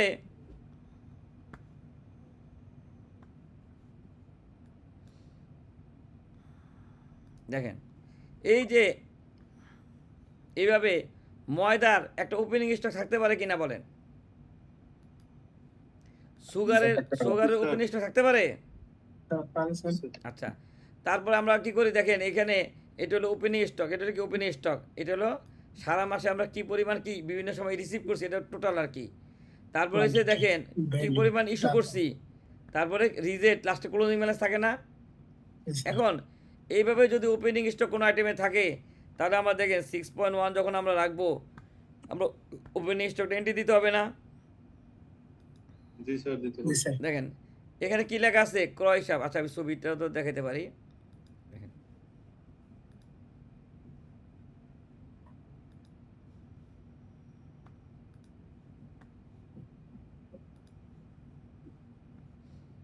দেখেন এখান থেকে দেখাই, দেখেন কি লেখা আছে, ময়দা দেওয়া আছে না, ময়দা 1 থেকে 12, সুগার কি 13 থেকে 24, এইভাবে 24।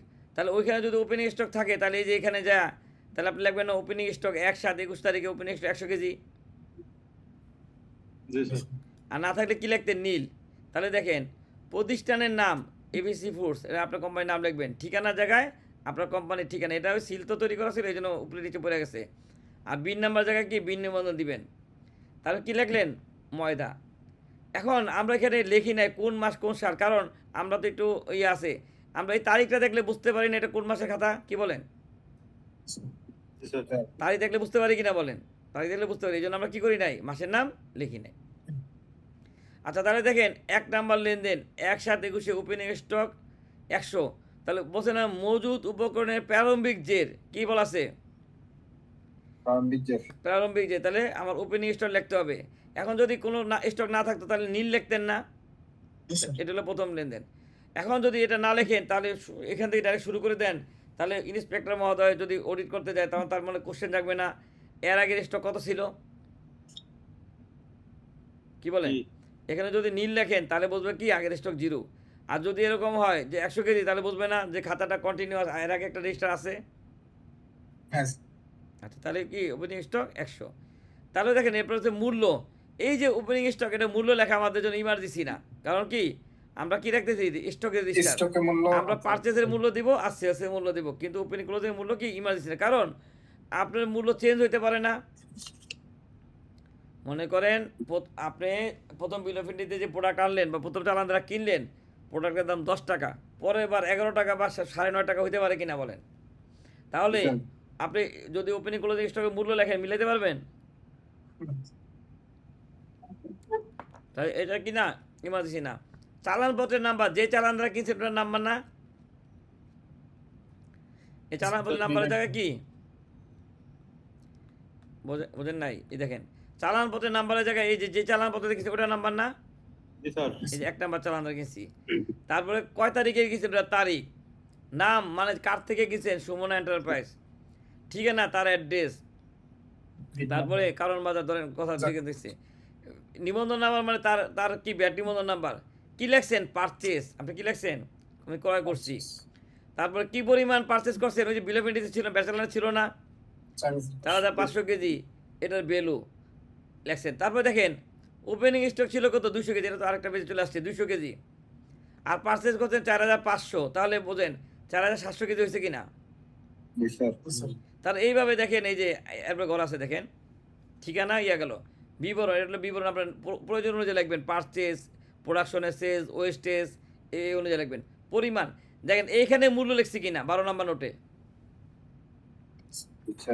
12 নম্বর নোটে কিন্তু আমরা মূল্য লিখছি কেন, কারণ আমরা কি এই প্রোডাক্টটা দেখেন আমরা যখন 9.1 রেডি করব তখন আমাদের এন্ট্রি দেওয়া লাগবে কিনা বলেন? আমরা হ্যাঁ, তো এই জন্য আমরা কি এই মূল্যটা লিখছি, কারণ 9.1 আমাদের কি এই পারচেজ ভ্যালুটা দেখাইতে হবে। আচ্ছা কিন্তু আমরা যেহেতু ব্যাট দেই না, ব্যাট কি লিখছি, কারণ আমরা কি জানি সুগারে কি নাই, ব্যাট নাই, এই জন্য ব্যাট দিই নাই। এখন দেখেন প্রথমে ছিল ওপেনিং স্টক 200 কেজি, নতুন আছে 4500, তাহলে 4700 কি দাম বলেন? তাহলে মোট উপকরণ এখানেও কিন্তু ভ্যালু লেখি নাই। এখন যদি উৎপাদনে ব্যবহার করতে তাহলে এখানে বাদ দিতেন না, এই দেখেন পরের লাইনে আমরা বাদ দিচ্ছি। তাহলে এইভাবে ওপেনিং স্টকটা রিসিভ এবং এই প্রথম লাইনটা পারবেন কিনা বলেন সবাই? তাহলে দেখেন এইভাবে আমি যে রেজিস্টার যখন করছি দেখছেন প্রত্যেকটা আইটেমের এইভাবে কি প্রত্যেকটা আইটেমে রিসিভ দেখাইছি, দেখছেন?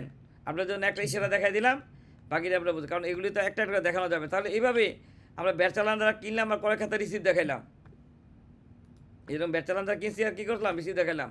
তাহলে বলেন এই পর্যন্ত বুঝেন না এমন কি আছেন?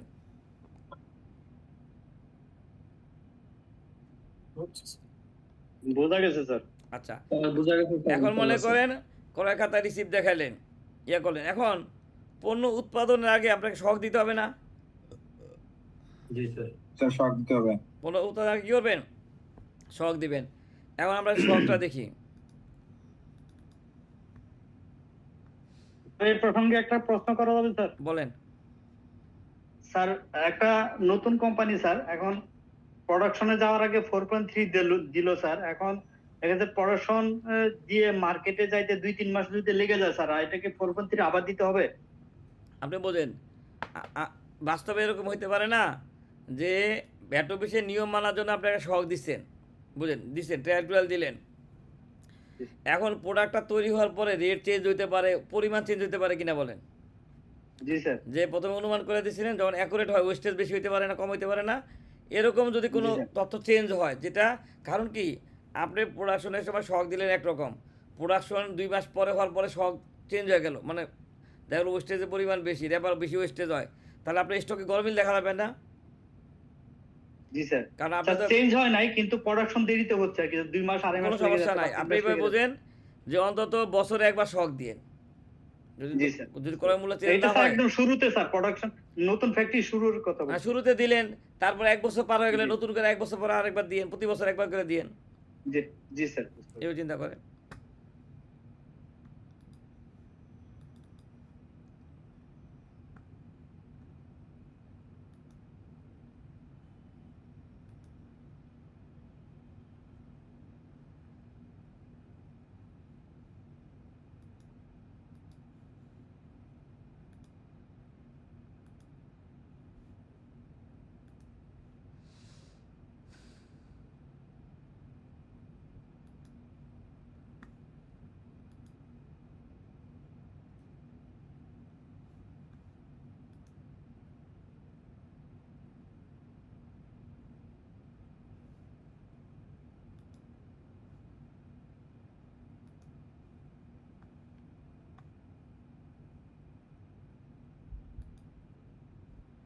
আপনাদের শখের শখ নিয়ে কি ক্লাস হয়েছিল? না না, পূর্ণাঙ্গ যে আলোচনাটা ওটা ছিল না, শুধু আলাল একটু বুঝাইছিলাম। উৎপাদনকারীটা হয় নাই স্যার। না, শখের তো একটা আলোচনা আছে, ওটা কি করছিলাম? না স্যার, করেননি।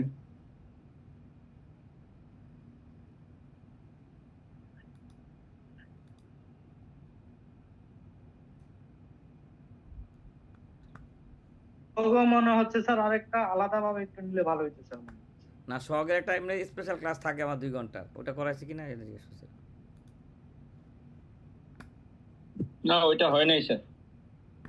স্যার শুধু আলাল ট্রেডিং এরটা করাইছিলেন স্যার। স্যার স্পেশালটা করেন স্যার, ওটা হয়নি।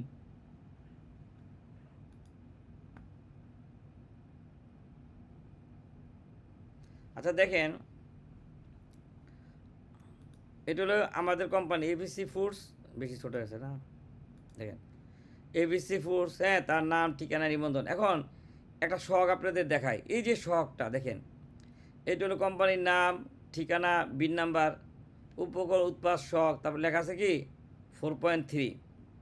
এখানে দেখেন তো কি লেখা আছে, কবির সংখ্যা, পণ্যের এসএস কোড, তার পণ্যের নাম, আমরা বেচবো কি পিসে, এই পর্যন্ত বলছে সবাই 3 আর 4। আগের বার কি এই দেখেন, যাহা কিনতাম তাহাই বেচতাম না, কিন্তু এইবার কি একই জিনিস বলেন, এবার অন্য জিনিস না বলছে। আগে যখন আলাদা করছিলাম তখন আমরা যা কিনছিলাম তাই বিক্রি করছিলাম, কিন্তু এবার আমি বেচছি কাস্টার্ড কেক, ভ্যানিলা 25 গ্রাম, কিন্তু এই কেক বানাইতে আমার র মেটেরিয়াল লাগছে কিনা,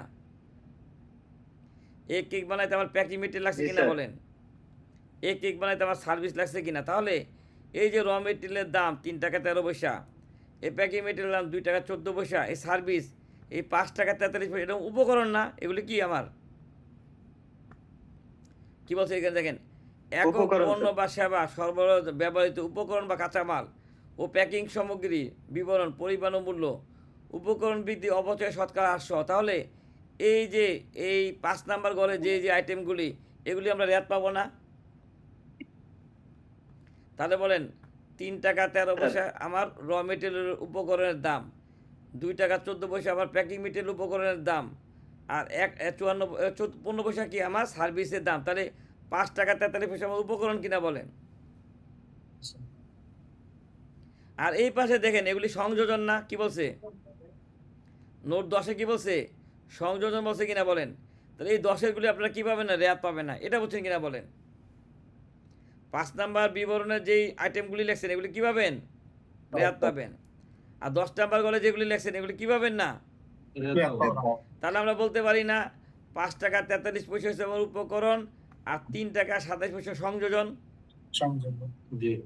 আচ্ছা, এখন এই যে উপকরণ আমার দেখেন তো প্রতিটা র মেটেরিয়ালের ইউনিট প্রাইস লিখতেছে না, যে 3.88 গ্রাম এই ময়দার দাম কত লিখতেছে কিনা বলেন।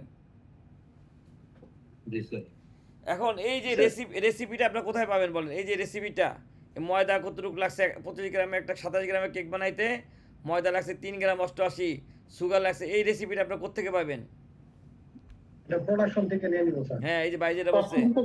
তাহলে আপনি যদি অ্যাকাউন্টসের লোক হন তাহলে আপনি প্রোডাকশন ডিপার্টমেন্টে বলবেন না যে ভাই আমাকে প্রসেসের রেসিপিটা দেন। আপনি যদি এই যে ব্লেজারের শখ দেন বা টি শার্টের শখ দেন, তাহলে ওই ওই অনুযায়ী আপনি রেসিপিটা জোগাড় করবেন না?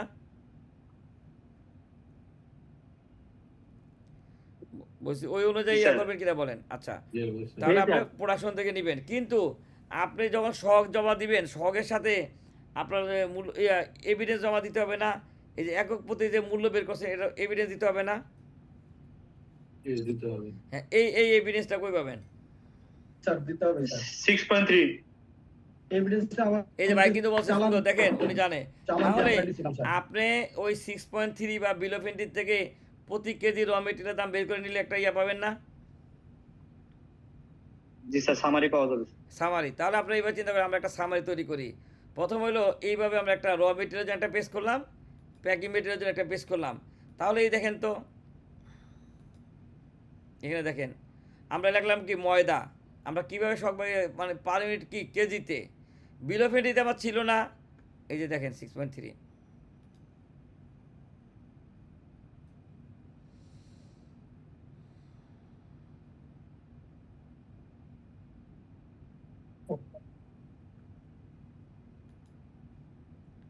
দেখেন এই যে ব্যাট চালানে আছে কিনা, এই যে ময়দা কত 4000 কেজি আছে কিনা বলেন?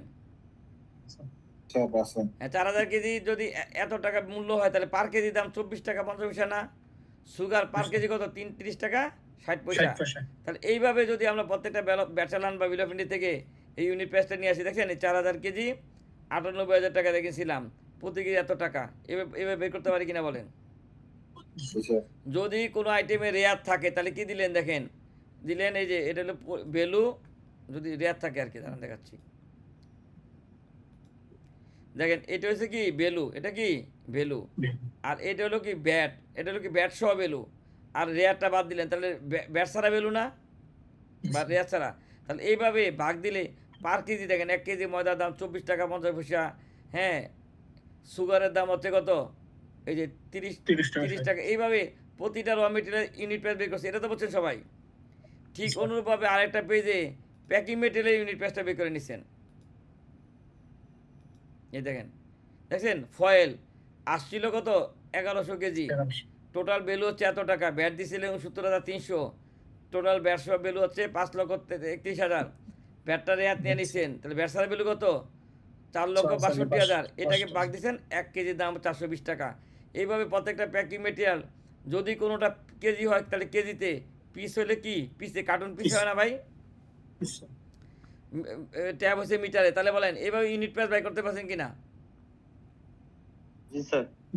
আচ্ছা, এইভাবে তাহলে আপনি যখন 9.1 জমা দিবেন, তাহলে এই সহগের সাথে আপনার এই পারচেসের ডকুমেন্টসের একটা করে সেট জমা দেওয়া লাগবে না?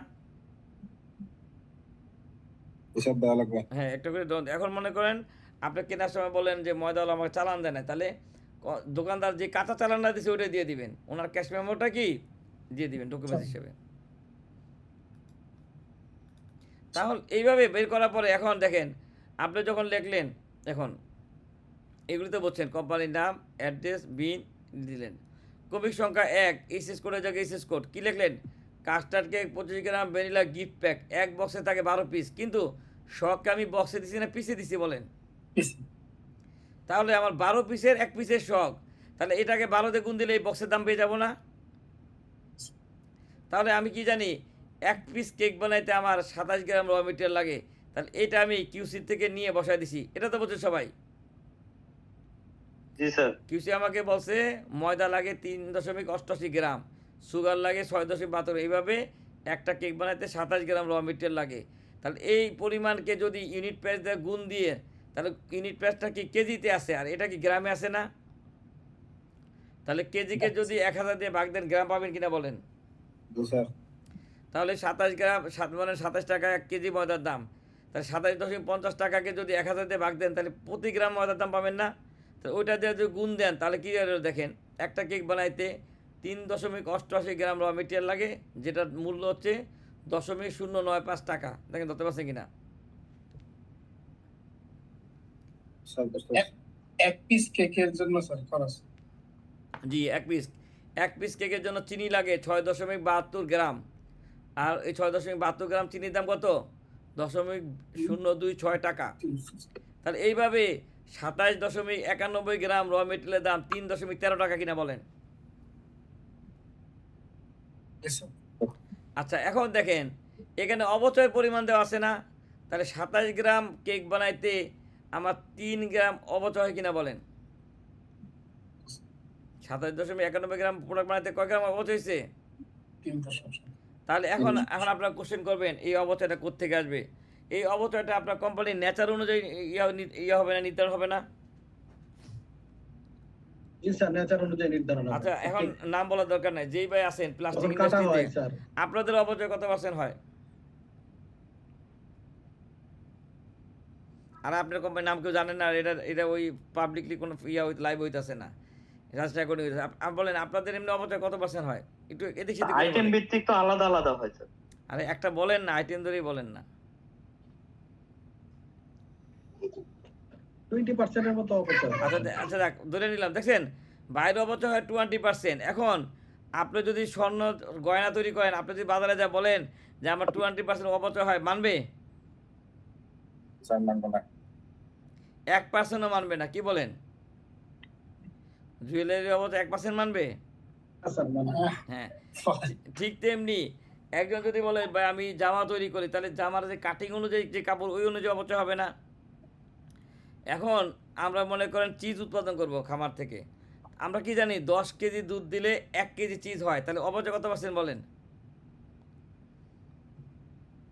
10 কেজি দুধ দিলে 1 কেজি চিজ হবে, তাহলে 90% অবচয় না? তো না মাইনে জানি উপায় আছে বলেন? তাহলে মানতে বাধ্য সে, কি বলেন ঠিক না? ঠিক তেমনি দই যে উৎপাদন করে 1 কেজি দুধ দিলে কি 1 কেজি দই পাবে? না স্যার, তাহলে এইভাবে জি বেশি পাওয়া যায়। 1 কেজি দই দিলে বেশি পাওয়া যায়, তাহলে গাটা বেশিছে, ঠিক আছে। আচ্ছা যাক, তাহলে আমাদের যে আলোচনা বিষয় অবচয়টা নির্ভর করবে আপনার কিসের উপর? কোম্পানির নেচার এবং পণ্যের উপরে। এখন এই মনে করেন যে আমরা কেক যে উৎপাদন করি, আমরা একটা মিক্সার তৈরি করি না? আমরা কেকটা তৈরি করার সময় আপনারা কি করেন? মিক্সার তৈরি করা লাগে কিনা বলেন? আপনাদের এলাকায় দেখেন না এখন যে এখন খুব জনপ্রিয় ওই যে লাইভ বেকারি। কারণ বাঙালি তো মনে করেন একটা যদি কেউ ভালো ইয়া করতে পারে সবাই মিলে ওটা শুরু করে, ঠিক না? আমরা করি না যে একজনের কি সফল হয়েছে একটা ব্যবসা করে, আমাদের এক গলিতে 3টা হয়েছে মালিবাগে, পরে দেখি যে একজন 2 মাস পরে বন্ধ করে দিছে আবার। প্রথম তো একটা ছিল একবার রাস্তার সামনে, মালিবাগে ইয়াতে আসছিল, বরিশাল ফার্মেসির পাশে একটা আছে, হ্যাঁ স্যার, ভিতরে শান্তিনগর পানি পাম্পের সামনে একটা হয়েছে, ওটা আবার বন্ধ করে দিয়েছে কয়েকদিন পরে। মানুষ শোনেন, মানুষ নতুন নতুন কিনে, আমিও 2 দিন কিনছি, এখন তার আমি কিনি না। হ্যাঁ এখন দেখেন এই যে কেকটা যখন এইভাবে মিক্সার করে একটা ব্যাচ তৈরি হয় কিনা বলেন? হ্যাঁ এখন এরকম একটা ব্যাচ তৈরি যখন হয়, আপনি যেই পরিমাণ র মেটেরিয়াল দেবেন আপনি ওই পরিমাণ প্রোডাক্ট পাবেন। এটা ঢালতে যায় নিচে কিছু প্রোডাক্ট পড়তে পারে না? এখন আপনি বলেন যে চিনি ডাললেন, ময়দা ডাললেন, মিক্সার করলেন, উড়ে গেল। আমি যদি বলি 20 কেজির ব্যাচ দিলে এরকম 50 গ্রাম র মেটেরিয়াল এরকম নষ্ট হয়। শুধু এটা না, দেখেন মিক্সার করলেন, ডাললেন, এটা গায়ে লাগিয়ে থাকলো, তারপরে কেকটা যখন এরকম মেশিনে দিয়া দিবেন, মেশিনে কিছু লাগিয়ে থাকে না? এরকম লাগে কিনা বলেন? এর নিচে পড়ে না? তাহলে এরকম 20 কেজি র মেটেরিয়াল ইউজ করলে ওই 500 গ্রাম ওয়েস্টেজ মানবে কিনা বলে প্রতি ব্যাচে? আচ্ছা কেকটা যখন ইয়া করবেন আপনারা কি ফ্রাই করবেন, তখন আবার কিছু ওয়েস্টেজ হয় না? জি স্যার। আপনি দিছিলেন মনে করেন এই যে ইয়া খামির, শক্ত খামির, কিন্তু বের হয়েছে মনে করেন ড্রাই কেক হয়ে, তাহলে ওখানে ওয়েস্টেজ হয়েছে কিনা বলেন? সাউন্ড কানে রাখলে বললেন। এই যে এইভাবে যখন কেকটা ফ্রাই হয় এখানে একটা ওয়েস্টেজ হয় কিনা বলেন? তারপরে কেকটা যখন মেশিনে পড়ছে মাঝে মাঝে অ্যালাইনমেন্ট চেঞ্জ হইতে পারে না, অথবা কারেন্ট চলে গেলে ভিতরে কেক পুড়ে যেতে পারে না? সব ভিতরে চলে যায় না যে মেশিনে দেওয়া হয়ে, পুড়ে যেতে পারে কিনা বলেন?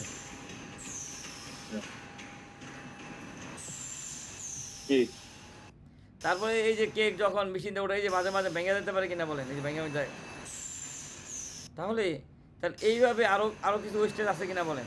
এই যে মাঝখানে দেখছেন এই যে ভেঙে গেছে ইয়ে হয়েছে, বা ওই যে ওয়েট লস হয়, যে ড্রপ করার সময় কী হয়েছে, ওজন কম পাইছে। তারপরে কেকটা যখন প্যাকেটে দেয় তখন কিছু ওয়েস্টেজ হয় না? হ্যাঁ। তারপরে দেখেন আপনি যেই ফ্যাক্টরি দিছেন, বাজারে যখন কেক পাঠান, মার্কেট থেকে কিছু কেক রিটার্ন আসতে পারে না, ওই স্টেজটাকে ধরতে হবে না?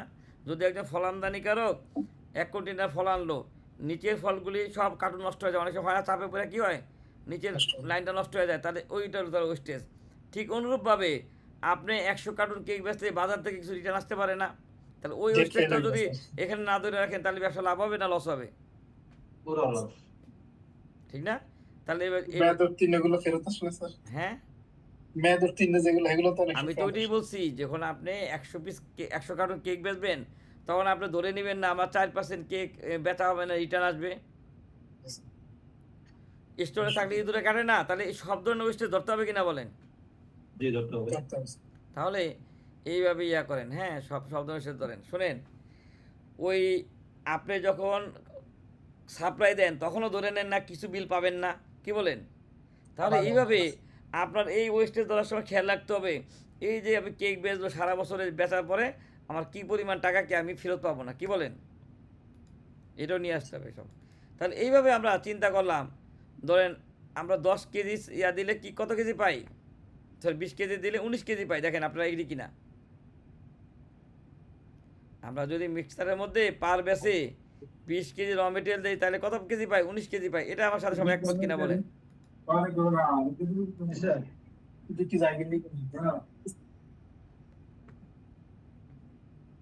আচ্ছা, তাহলে 20 কেজি দিলে 19 কেজি পান, তাহলে আপনারা দেখেন 6.1 থেকে বিভিন্ন আইটেম 20 কেজি চলে যাবে না? কিন্তু আপনি 6.2-তে ফিনিশ প্রোডাক্ট 19 কেজি পাবেন, তাহলে 1 কেজি গরমিল হবে কিনা বলেন? এটা অপচয়। হ্যাঁ, অবচয়। এখন ব্যাট অফিস যদি অডিট করে তখন বলবে যে ভাই আপনি এই বছর 100 টন প্রোডাক্ট ইউজ করছেন, তাহলে 100 টন প্রোডাক্ট দেওয়া তো আপনি 100 টন ফিনিশ প্রোডাক্ট পান নাই, গরমিল হয়েছে, তখন আপনি বলবেন না দেখেন আমার 10% ওয়েস্টেজ, কি বলবেন?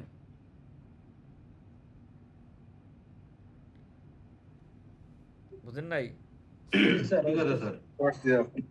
আচ্ছা, এই ওয়েস্টটা যদি স্যার দেখতে চাই, আচ্ছা, আপনি শখ দিয়ে দেখাবেন না যে ভাই আপনি তো 1 বছর কেক আমি কীভাবে দেখাবো, আমি প্রতি বেস 20 কেজি মেশিনে দিলে 19 কেজি ব্যাগ পাই, প্রতি বেসে 1 কেজি করে গরমিল হয়েছে কিনা বলেন? তাহলে আপনি গাণিতিক হারে মিলে দিবেন না যে আমি এই বছর 1000 টন প্রোডাক্ট উৎপন্ন করছি। বোঝেন, আপনি 1000 টন প্রোডাক্ট যদি উৎপাদন করেন, 1000 টন র মেটেরিয়াল ইউজ করছেন, এটার সাথে ওয়েস্টেজটা যোগ করলে র মেটেরিয়াল ইউজ বের হয়ে যাবে কিনা বলেন? সব বুঝছেন? বুঝেন নাই? আচ্ছা, 1000 বাদ দেন। মনে করেন 20 কেজি দিলে পান কত, 19 কেজি। তাহলে আপনি 20 টন র মেটেরিয়াল দিলে কি 20 টনই ফিনিশ প্রোডাক্ট পাবেন, 19 টন পাবেন? 19 টন। তাহলে আপনি বলবেন এইভাবে যে এই যে 20 টন দিলে 1 টন করে আমার ওয়েস্টেজ। দেখে ধরতে পারছেন কিনা? এখন যদি মাঝে মাঝে আপনি এই শখগুলি চেক না করেন, বাস্তবে যদি ওয়েস্টেজ এরকম হয় 30% আর আপনার শখে আছে ধরেন বাস্তবে আপনি ফিনিশ প্রোডাক্ট পান 18 কেজি, কিন্তু কাগজে লেখছেন 19 কেজি, তাহলে বিপদে পড়বেন না? বলেন বলবেন কি না? তাহলে এইভাবে মাঝে মাঝে রিয়েল ওয়েস্টেজ আর রিয়েল ওয়েস্টেজ ক্রস চেক করতে হবে কিনা বলেন? কয়দিন আগে কে জানে ফোন দিছে, তাদের ব্যাট অফিস থেকে যখন অডিট আসছে বাস্তবের স্টকের সাথে খাতার স্টক মিল নাই, তাহলে নিশ্চয়ই কোথাও একটা ভুল ত্রুটি হয়েছে না, কি বলেন? খাতায় তো আপনি ডেলিভারি দিয়ে দিয়েছেন ইয়া অনুযায়ী, শখ অনুযায়ী বা ইয়া অনুযায়ী, মানে ব্যাটের খাতায়, কিন্তু বাস্তব ওয়েস্টেজ বা কম বেশি, তাহলে কি গরমিলটা হয়েছে কিনা বলেন? ওয়েস্টেজ নির্ধারণে ভুল করছেন। হ্যাঁ, ওয়েস্টেজ নির্ধারণ যদি ভুল করেন, মনে করেন আমরা দিছি 20 কেজি দিলে 19 কেজি, আর আপনার কি হইলো আসলে আপনি 18 কেজি 500 গ্রাম, তাহলে 500 গ্রাম করে প্রতি বেসে গরমিল হবে কিনা বলেন? আর এটা জমিতে বিশাল একটা অ্যামাউন্ট জমে যাবে, বিশাল অ্যামাউন্ট তো আর মিলাইতে পারে। এই জন্য মাঝে মাঝে কি ক্রস চেক করতে, প্রতি 2 মাস 3 মাস পরে কি করতে হবে, একটা স্ট্যান্ডার্ড দাঁড়ায় গেলে তার লাগবে না, তখন এরা ক্রস চেক করতে হবে। তারপরে দেখেন এই যে কার্টুন কিনে নিয়ে আসেন, কার্টুন মাঝে মাঝে হয় না নিচের কার্টুন নষ্ট হয়ে যায় না ভাই, যে কার্টুনে যে ইয়াটা আসে প্রতি নিচের কার্টুন নষ্ট হয়ে যায় না, এবার চিন্তা করেন। তাহলে এই ওয়েস্টেজ নিয়ে তো কারো কোনো কথা নাই। তাহলে দেখেন 20 কেজি দিলে আমরা ওয়েস্টেজের কি কোনো স্ট্যান্ডার্ড আছে নাকি স্যার? না, স্ট্যান্ডার্ড না, এটা ব্যবসার নেচারের উপর নির্ভর করবে, যে আপনার কোম্পানির ব্যবসার নেচারের উপর, ঠিক আছে? স্যার ওয়েস্টেজ ধরলাম এই যে 1 কেজি করে ধরছেন, এটা যদি কোনো কারণে মনে করেন হাফ কেজি হয়ে গেল, তো ও স্টক যে বাড়বে সেটাকে অ্যাডজাস্ট সমন্বয় করতে হবে না? আমি বলি, একটা হলো কি দেখেন, আপনি ওয়েস্টেজ ধরলেন 20 কেজি দিলে আমি 19 কেজি পাবো। এখন আপনি একজন ভালো মানুষ, হ্যাঁ, আপনি একটা অ্যাজাম্পশন করে দিলেন, পরে দেখলেন যে প্রোডাক্ট গেইন হইতেছে, গেইন আমরা গেইন বলি না, তাহলে আপনি কি করলেন, ওই শখটা বদল করে ওই পরিমাণ প্রোডাক্ট ব্যাট চালান দিয়ে বেঁচে দেন, তাহলে ব্যাট অফিস কি ভালো বলবে না? বলবে কি না? এখন আবার যদি এরকম হয় যে প্রতি ব্যাচে 100 পিস করে প্রোডাক্ট কম পাইতেছেন, হইতে পারে না যে ওয়েস্টেজ 10 আপনি 10%, কিন্তু হয় কত পার্সেন্ট? 11%। তাহলে প্রতি ব্যাচে আপনি প্রোডাক্ট কম পাইতেছেন কিনা বলেন? জি তখন ব্যাট অফিসটা অডিট করবে যে ভাই এত কার্টন হওয়ার কথা, প্রোডাক্ট সেল কম হয়েছে কেন? তখন আবার শখটা রেডি করে চেঞ্জ করে ফেলাবেন না? তখন নোট দিবেন, স্যার দেখেন জানুয়ারি 1 তারিখে শখ জমা দিয়েছিলাম, আমরা ধরে নিয়েছিলাম যে 10% ওয়েস্টেজ হবে, কিন্তু 1 মাস যাওয়ার পরে আমরা বুঝলাম যে 12% ওয়েস্টেজ হয়, এই জন্য এটা গরমিল হয়েছে। বুঝাই দিতে পারবেন না যে প্রথমটা অনুমান ভিত্তিক ছিল, লাস্টেরটা রিয়েলিস্টিক। তারপর ফেব্রুয়ারি মাসে একটা শখ দিয়ে দিলেন অ্যাকোরেট, দেখেন ধরতে পারছেন কিনা? আচ্ছা, তাহলে এইভাবে আমরা দেখেন এই শখটা যখন করব, তাহলে আমাদের 20 কেজি দিলে ইয়া পাই কত? 19 কেজি। 19 কেজি। তাহলে 19 কেজি দিয়ে আপনি একদিনে 80 বেস প্রোডাকশন দিতে পারেন না? আমরা যদি একটা টার্গেট করি, প্রত্যেকটা মেশিনের তো একটা ক্যাপাসিটি থাকে, 9টা থেকে 5টা, যদি আমরা এরকম হয় যে 80 বার প্রোডাকশন দেই, তাহলে একদিনে 80 বেস দিতে পারি কিনা বলেন?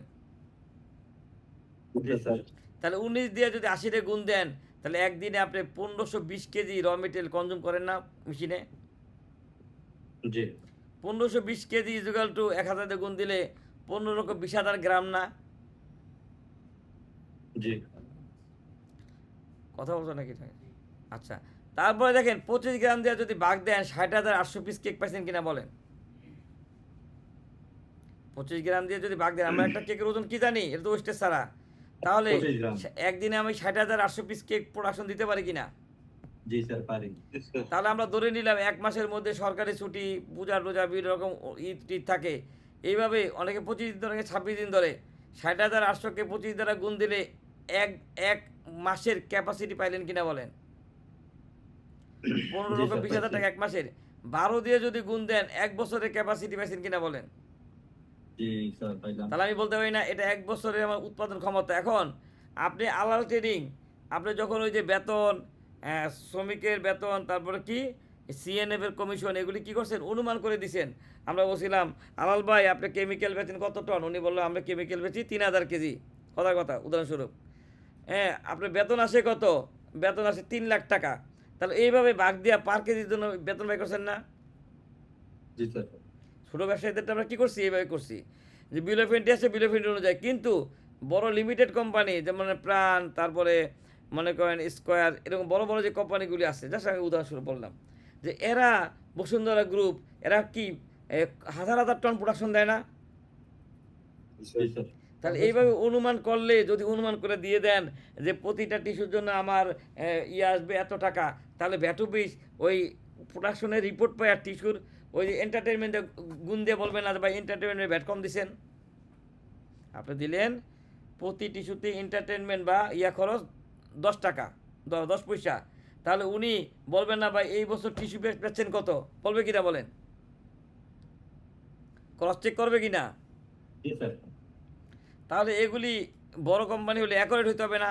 মনে করেন আপনি সহগে দিলেন, এইভাবেই দেখেন, আপনি দিলেন যে আমার বেতন হচ্ছে, এই দেখেন 0.04 পয়সা, খালাস করতে মনে করেন যেগুলি ব্যাট না, এগুলি করবে না।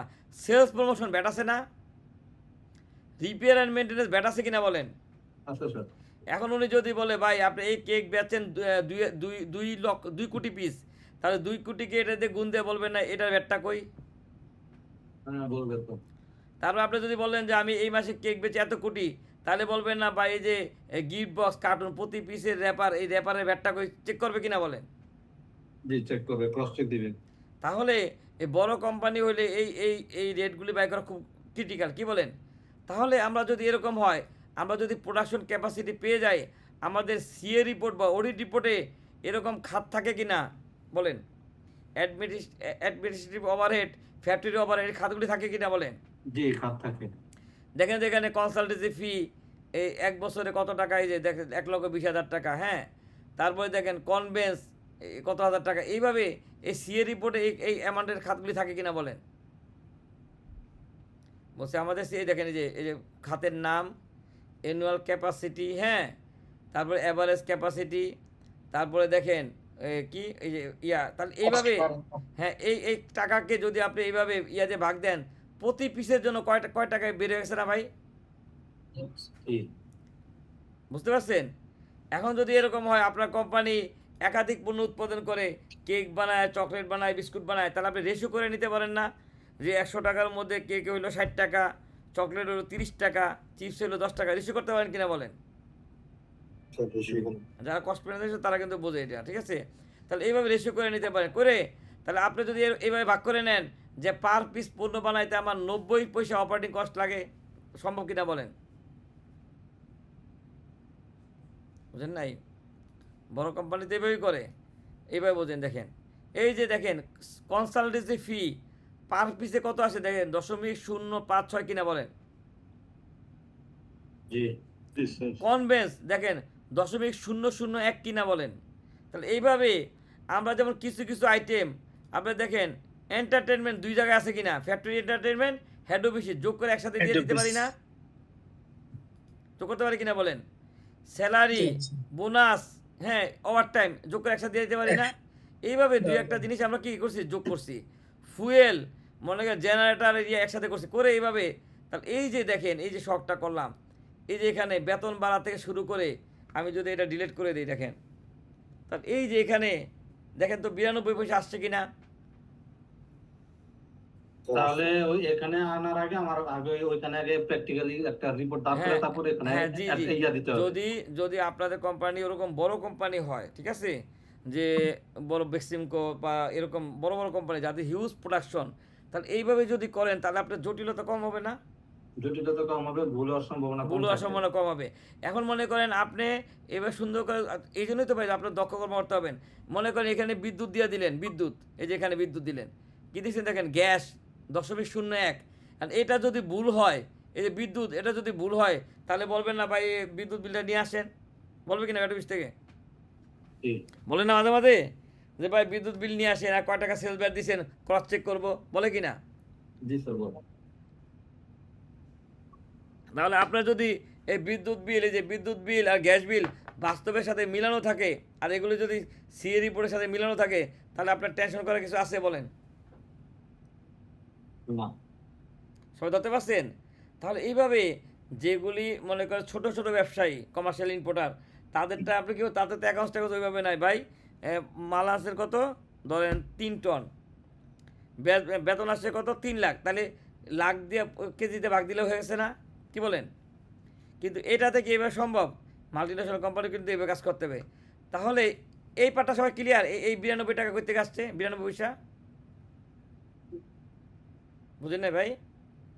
বলছি বেতন, খালাস খরচ, এগুলি রেয়াত পাবো না। সেলস প্রমোশন, রিপেয়ারমেন্ট, যেগুলি চালান পায় না, ব্যাংক সুদ কিছু, ওই দেখেন ব্যাংক সুদ এখানেও আছে, এখানেও কিন্তু আছে, দেখছেন? এই দেখেন এখানে যে সার্ভিসের মধ্যে কি আছে, TNT টেলিফোন, যেটা আমার ফ্যাক্টরি রিলেটেড, পিডিবি বা ফুয়েল, জেনারেটর ফুয়েল, এই দেখেন এটা রেয়াত দিছি, গ্যাস রেয়াত দিছি, insurance, bank charge, port charge, LC commission, এগুলি কী পাইছি, যেগুলি চালান পাইছি এগুলি রেয়াত দিছি, বিজ্ঞাপন, সেলস প্রমোশন রেয়াত দিছি, জেনারেটর অয়েল, এগুলি কী রেয়াত দিছি। কিন্তু যেগুলি মনে করে চালান পায় না, যেমন বেতন ব্যাট নাই, রেয়াত দিছি, রেয়াত নেই নাই, খালাস খরচ চালান পায় না, রেয়াত নেই নাই, সেলস প্রমোশন, কিছু কিছু সেলস প্রমোশন ব্যাট চালান পায় না, রেয়াত নেই নাই, রিপেয়ার অ্যান্ড মেনটেন্যান্স কাগজ পায় না, রেয়াত। এইভাবে ব্যাংক সুদ, আপনি যে অ্যাকাউন্টসটা মেনটেন করেন, ব্যাংক একটা মিনিমাম চার্জ কাটে কিনা বলেন?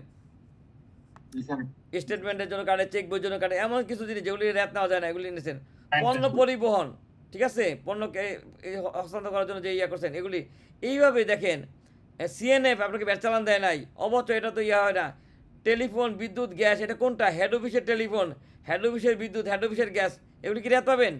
ফ্যাক্টরিটা কিন্তু রেয়াত দিচ্ছেন, দেখেন ফ্যাক্টরিটা কী করছেন, রেয়াত দিচ্ছেন, হেড অফিসের নেন নাই। এইভাবে প্রিন্টিং চার্জ, বিবিধ খরচ, ওই অফিস খরচ টরচ অন্যান্য আছে, যে সিএ রিপোর্টে তো থাকে অন্যান্য থাকে না অফিস খরচ, বুঝে নেন বাকিটা।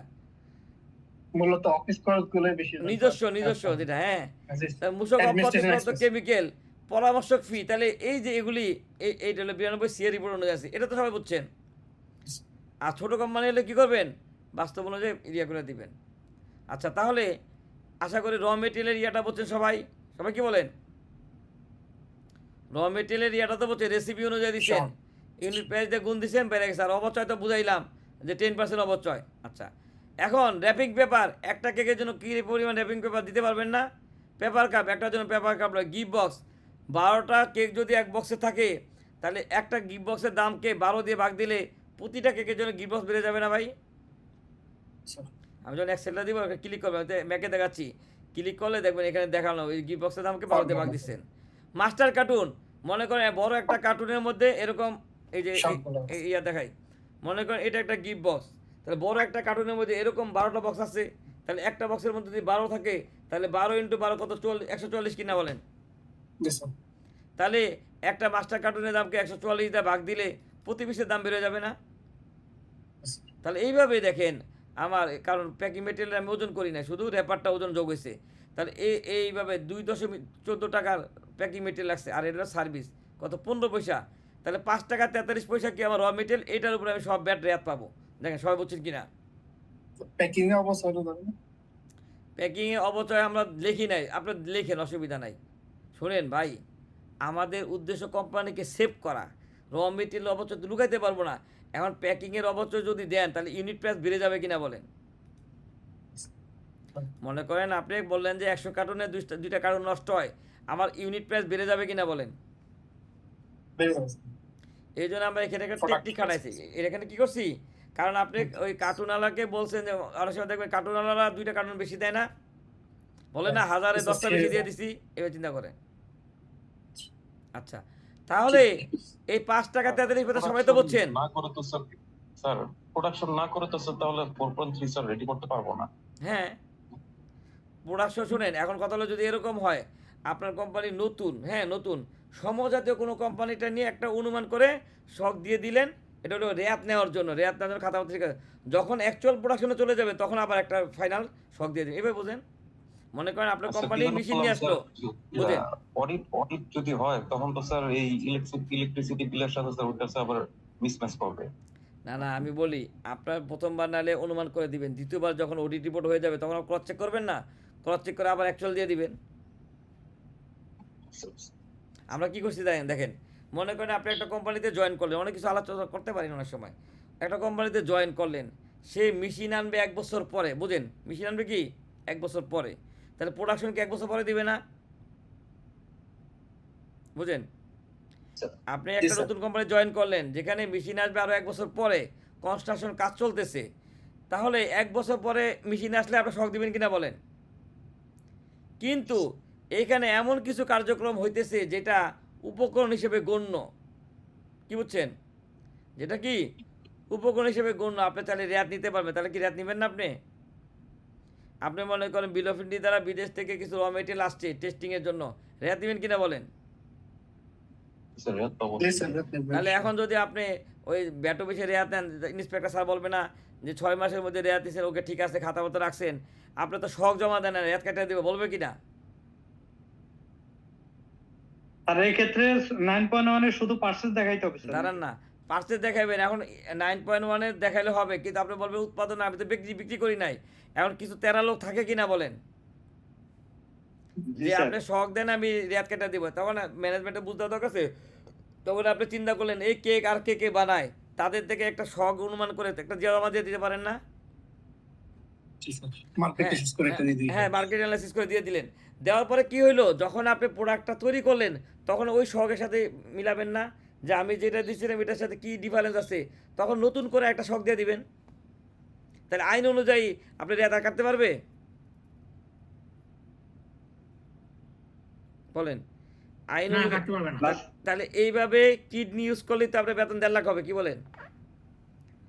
এক্ষেত্রে স্যার ওই যে আমি যেটা বলছিলাম স্যার, ওখানে তো শুধু 9.1 এর শুধু পারচেজটা যাবে, সেলস তো আর যাবে না, শুধু সেলস যাবে না, পারচেজ হবে যখন আমরা সেলস করব তখন থেকে যাবে, বুঝছেন? এইভাবে দেখেন, তাহলে এটা ফিনিশিংটা নেই। তাহলে দেখেন এইটা হলো আমার কি র মেটেরিয়াল 3 টাকা 13, এটা হলো প্যাকিং মেটেরিয়াল সার্ভিস। কিন্তু আমরা কি জানি, আমাদের ভ্যালু চেন অনুযায়ী প্রোডাক্টের দাম 10 টাকা না? আমার ভ্যালু চেন অনুযায়ী প্রোডাক্টের দাম কত বলেন? 10 টাকা। আমরা তখন ইয়ে করলাম না,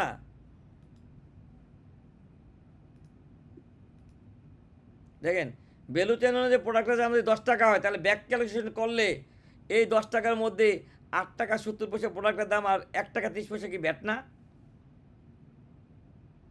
কি বলেন? 8 টাকা 70 পয়সা প্রোডাক্টের দাম আর 1 টাকা 30 পয়সা কি ব্যাট? তাহলে মোট কত হলো? 10 টাকা কিনা বলেন? হ্যাঁ জি স্যার। আচ্ছা, এই 8 টাকা 70 পয়সা দেখেন তো, এই যে 8 টাকা 70 পয়সা এই র মেটেরিয়াল আর সংযোজন মিলে হবে না 8 টাকা 70 পয়সা? জি। তাহলে এই 8 টাকা 70 থেকে এটা বাদ দিলে বাকিটা আমার কি সংযোজন না? কারণ আমরা কি জানি, ক্রয় মূল্য, এটা তো ক্রয় মূল্য, ক্রয় মূল্য আর বিক্রয় মূল্য পার্থক্য সংযোজন না? হ্যাঁ জি স্যার। তাহলে দেখেন 3 টাকা 27 পয়সা, 3 টাকা 27 পয়সার মধ্যে 90 পয়সা হলো সংযোজন, না বাকিটা মুনাফা কিনা বলেন? তাহলে আজকে এই জায়গায় শেষ করি। এইভাবে 6টা সহগ আছে, এই যে 6টা সহগ আছে, আপনি এই সহগগুলি স্টাডি করেন। আজকে যেহেতু 42 বাজে গেছে, নেক্সট ক্লাস কি এখান থেকে শুরু করবো, কি বলেন? কারণ একদিন হবে না, তারপর আমি আরো ইয়ে করে দেখেন, তারপর আমি এখান থেকে শুরু করবো, ঠিক আছে? আচ্ছা, এখন ছাগল কিনলাম, আপনার টাকা দিবেন না? ঘটনা কি, আপনাদের কাছে 2 লাখ টাকা করে আছে, দেন না কেন? 25,000 টাকা করে তো ডিসকাউন্ট দিলাম। অসুবিধা নাই স্যার, আমরা ইনশাআল্লাহ ছাগল কিনবো। না না না, ছাগল আপনি কি কোরবানি হিসেবে কিনবেন? এখন কিনে দেন, পালি প্রফিট নিয়ে, অসুবিধা কি? অথবা নিজের ছাগল নিজে নিয়ে কোরবানি দিবেন। ইনশাআল্লাহ ইনশাআল্লাহ স্যার। আমি বলি আপনারা ইয়া থাকেন, নেক্সট ক্লাসে অথবা পরের ক্লাসের মধ্যে সেটে ডিক্লেয়ার দিব। এখন আপনাদের তাহলে কয়েকটা রিকোয়েস্ট করি, কারো সন্ধানে যদি ভালো খামার থাকে আমাকে একটু তথ্য দিয়ে হেল্প করেন। আমি ওই যে বাজার থেকে ছাগল কিনছিলাম 10টা, বুঝছেন? ব্যাপারী থেকে কিনলে তো আপনারা জানেন নতুন কিনে যা অভিজ্ঞতা হয়। 2টা শহীদ হয়েছে, এটা বলি ফেসবুকে বলি নাই। 2টা শহীদ হয়েছে, 8টার টিকে আছে, আল্লাহর রহমতে 2 সপ্তাহ পরে আর সমস্যা নাই, টিকে গেছে, এগুলি টিকবে। এটা হচ্ছে আমার অভিজ্ঞতা হয়েছে আর কি। ওই ব্যাপারে পানি টানি খাওয়াইছিল তো সমস্যা। কারো যদি ভালো খামারের সাথে পরিচয় থাকে, আমরা ওই উন্নত জাতের পাঠা কিনবো, যেটাতে আমরা ব্রিডিং করব, হ্যাঁ। আর উন্নত জাতের গরুও কিনবো, যেটা 20 লিটার 30 লিটার দুধ দেয়, যেটা আমরা দুধের জন্য। কারো যদি কোনো খামারের সাথে লিঙ্ক থাকে তাহলে একটু আমাকে তথ্য দিয়ে হেল্প করেন, ঠিক আছে? কারো যদি ইয়া থাকে তাহলে আমরা সরজমিনে যা কেনার ব্যবস্থা করব। আর কারো যদি এখন আগ্রহ থাকে তাহলে যোগদান করেন। আমরা কিন্তু ওই যে আমাদের ইনভেস্টমেন্ট ফিল আপ হয়ে গেলে তখন কিন্তু আপনার কাছে প্রোডাক্ট বেচবো, সাথে কিন্তু আর নিব না। এটা হলো ইয়া, ঠিক আছে? এবার কোশ্চেন থাকলে বলেন। ওই যে উন্নত জাতের ব্রিডিং করার জন্য জি, আমার মাইমসিং এগ্রিকালচার ইউনিভার্সিটিতে ওখান থেকে ব্রিডিং করাই স্যার। জি, আপনার পাঠা বলেন, গরু বলেন, খুব উন্নত জাতের আর কি। জি, এখানে তা আপনি ওদিক থেকে করাই নিতে পারবেন না। এখন আমার তো মনে করেন কমিউনিকেশন তো দূর না, কারণ আমি যদি একটা পাঠা নিয়ে নিতে পারি তাহলে আমার খামারই থাকলে, আমি তো 50টা ছাগলের প্ল্যান করতেছি, সেট করতেছি, আর 60টা গরু, তাহলে দেখা হলো যে আমার জাতটা ওইখানে ইয়ে হইলো, বুঝছেন? ওই ব্যাপারে একটু হেল্প করতে পারেন কিনা দেখেন। ঠিক আছে। আচ্ছা, মানে একটা মিটিংয়ে সোর্স দিলেন যে ওনার তাকে পাঠা ভালো, আমি ওখানে নিয়ে আসলাম, বুঝলেন না? ওইভাবে চিন্তা করেন। আচ্ছা, কোশ্চেন থাকলে কোশ্চেন বলেন। স্যার ক্লাস সম্পর্কে একটা কোশ্চেন ছিল স্যার। জি বলেন। স্যার আমাদের ক্লাসগুলা ইউটিউবে স্যার না দিয়া গুগল ড্রাইভের মাধ্যমে একটা ফোল্ডারে যদি ক্লাসগুলা একটা একটা করে যোগ করেন তাহলে মনে হয় সবাই ক্লাসগুলো পায়। না না না, বুঝছি, আপনি ইয়া বুঝছি। প্রথম বোঝেন যে আমি ভিডিও, হ্যাঁ ভিডিও আপনাদের ওই কি বলে এটাকে, ভিডিও গুগল ড্রাইভে দেওয়া সম্ভব না। আমি আপনার এখন দেখাইতেছি, এই ক্লাসটা আমি এখন মানে সেভ করলাম, ধরেন এখন সেভ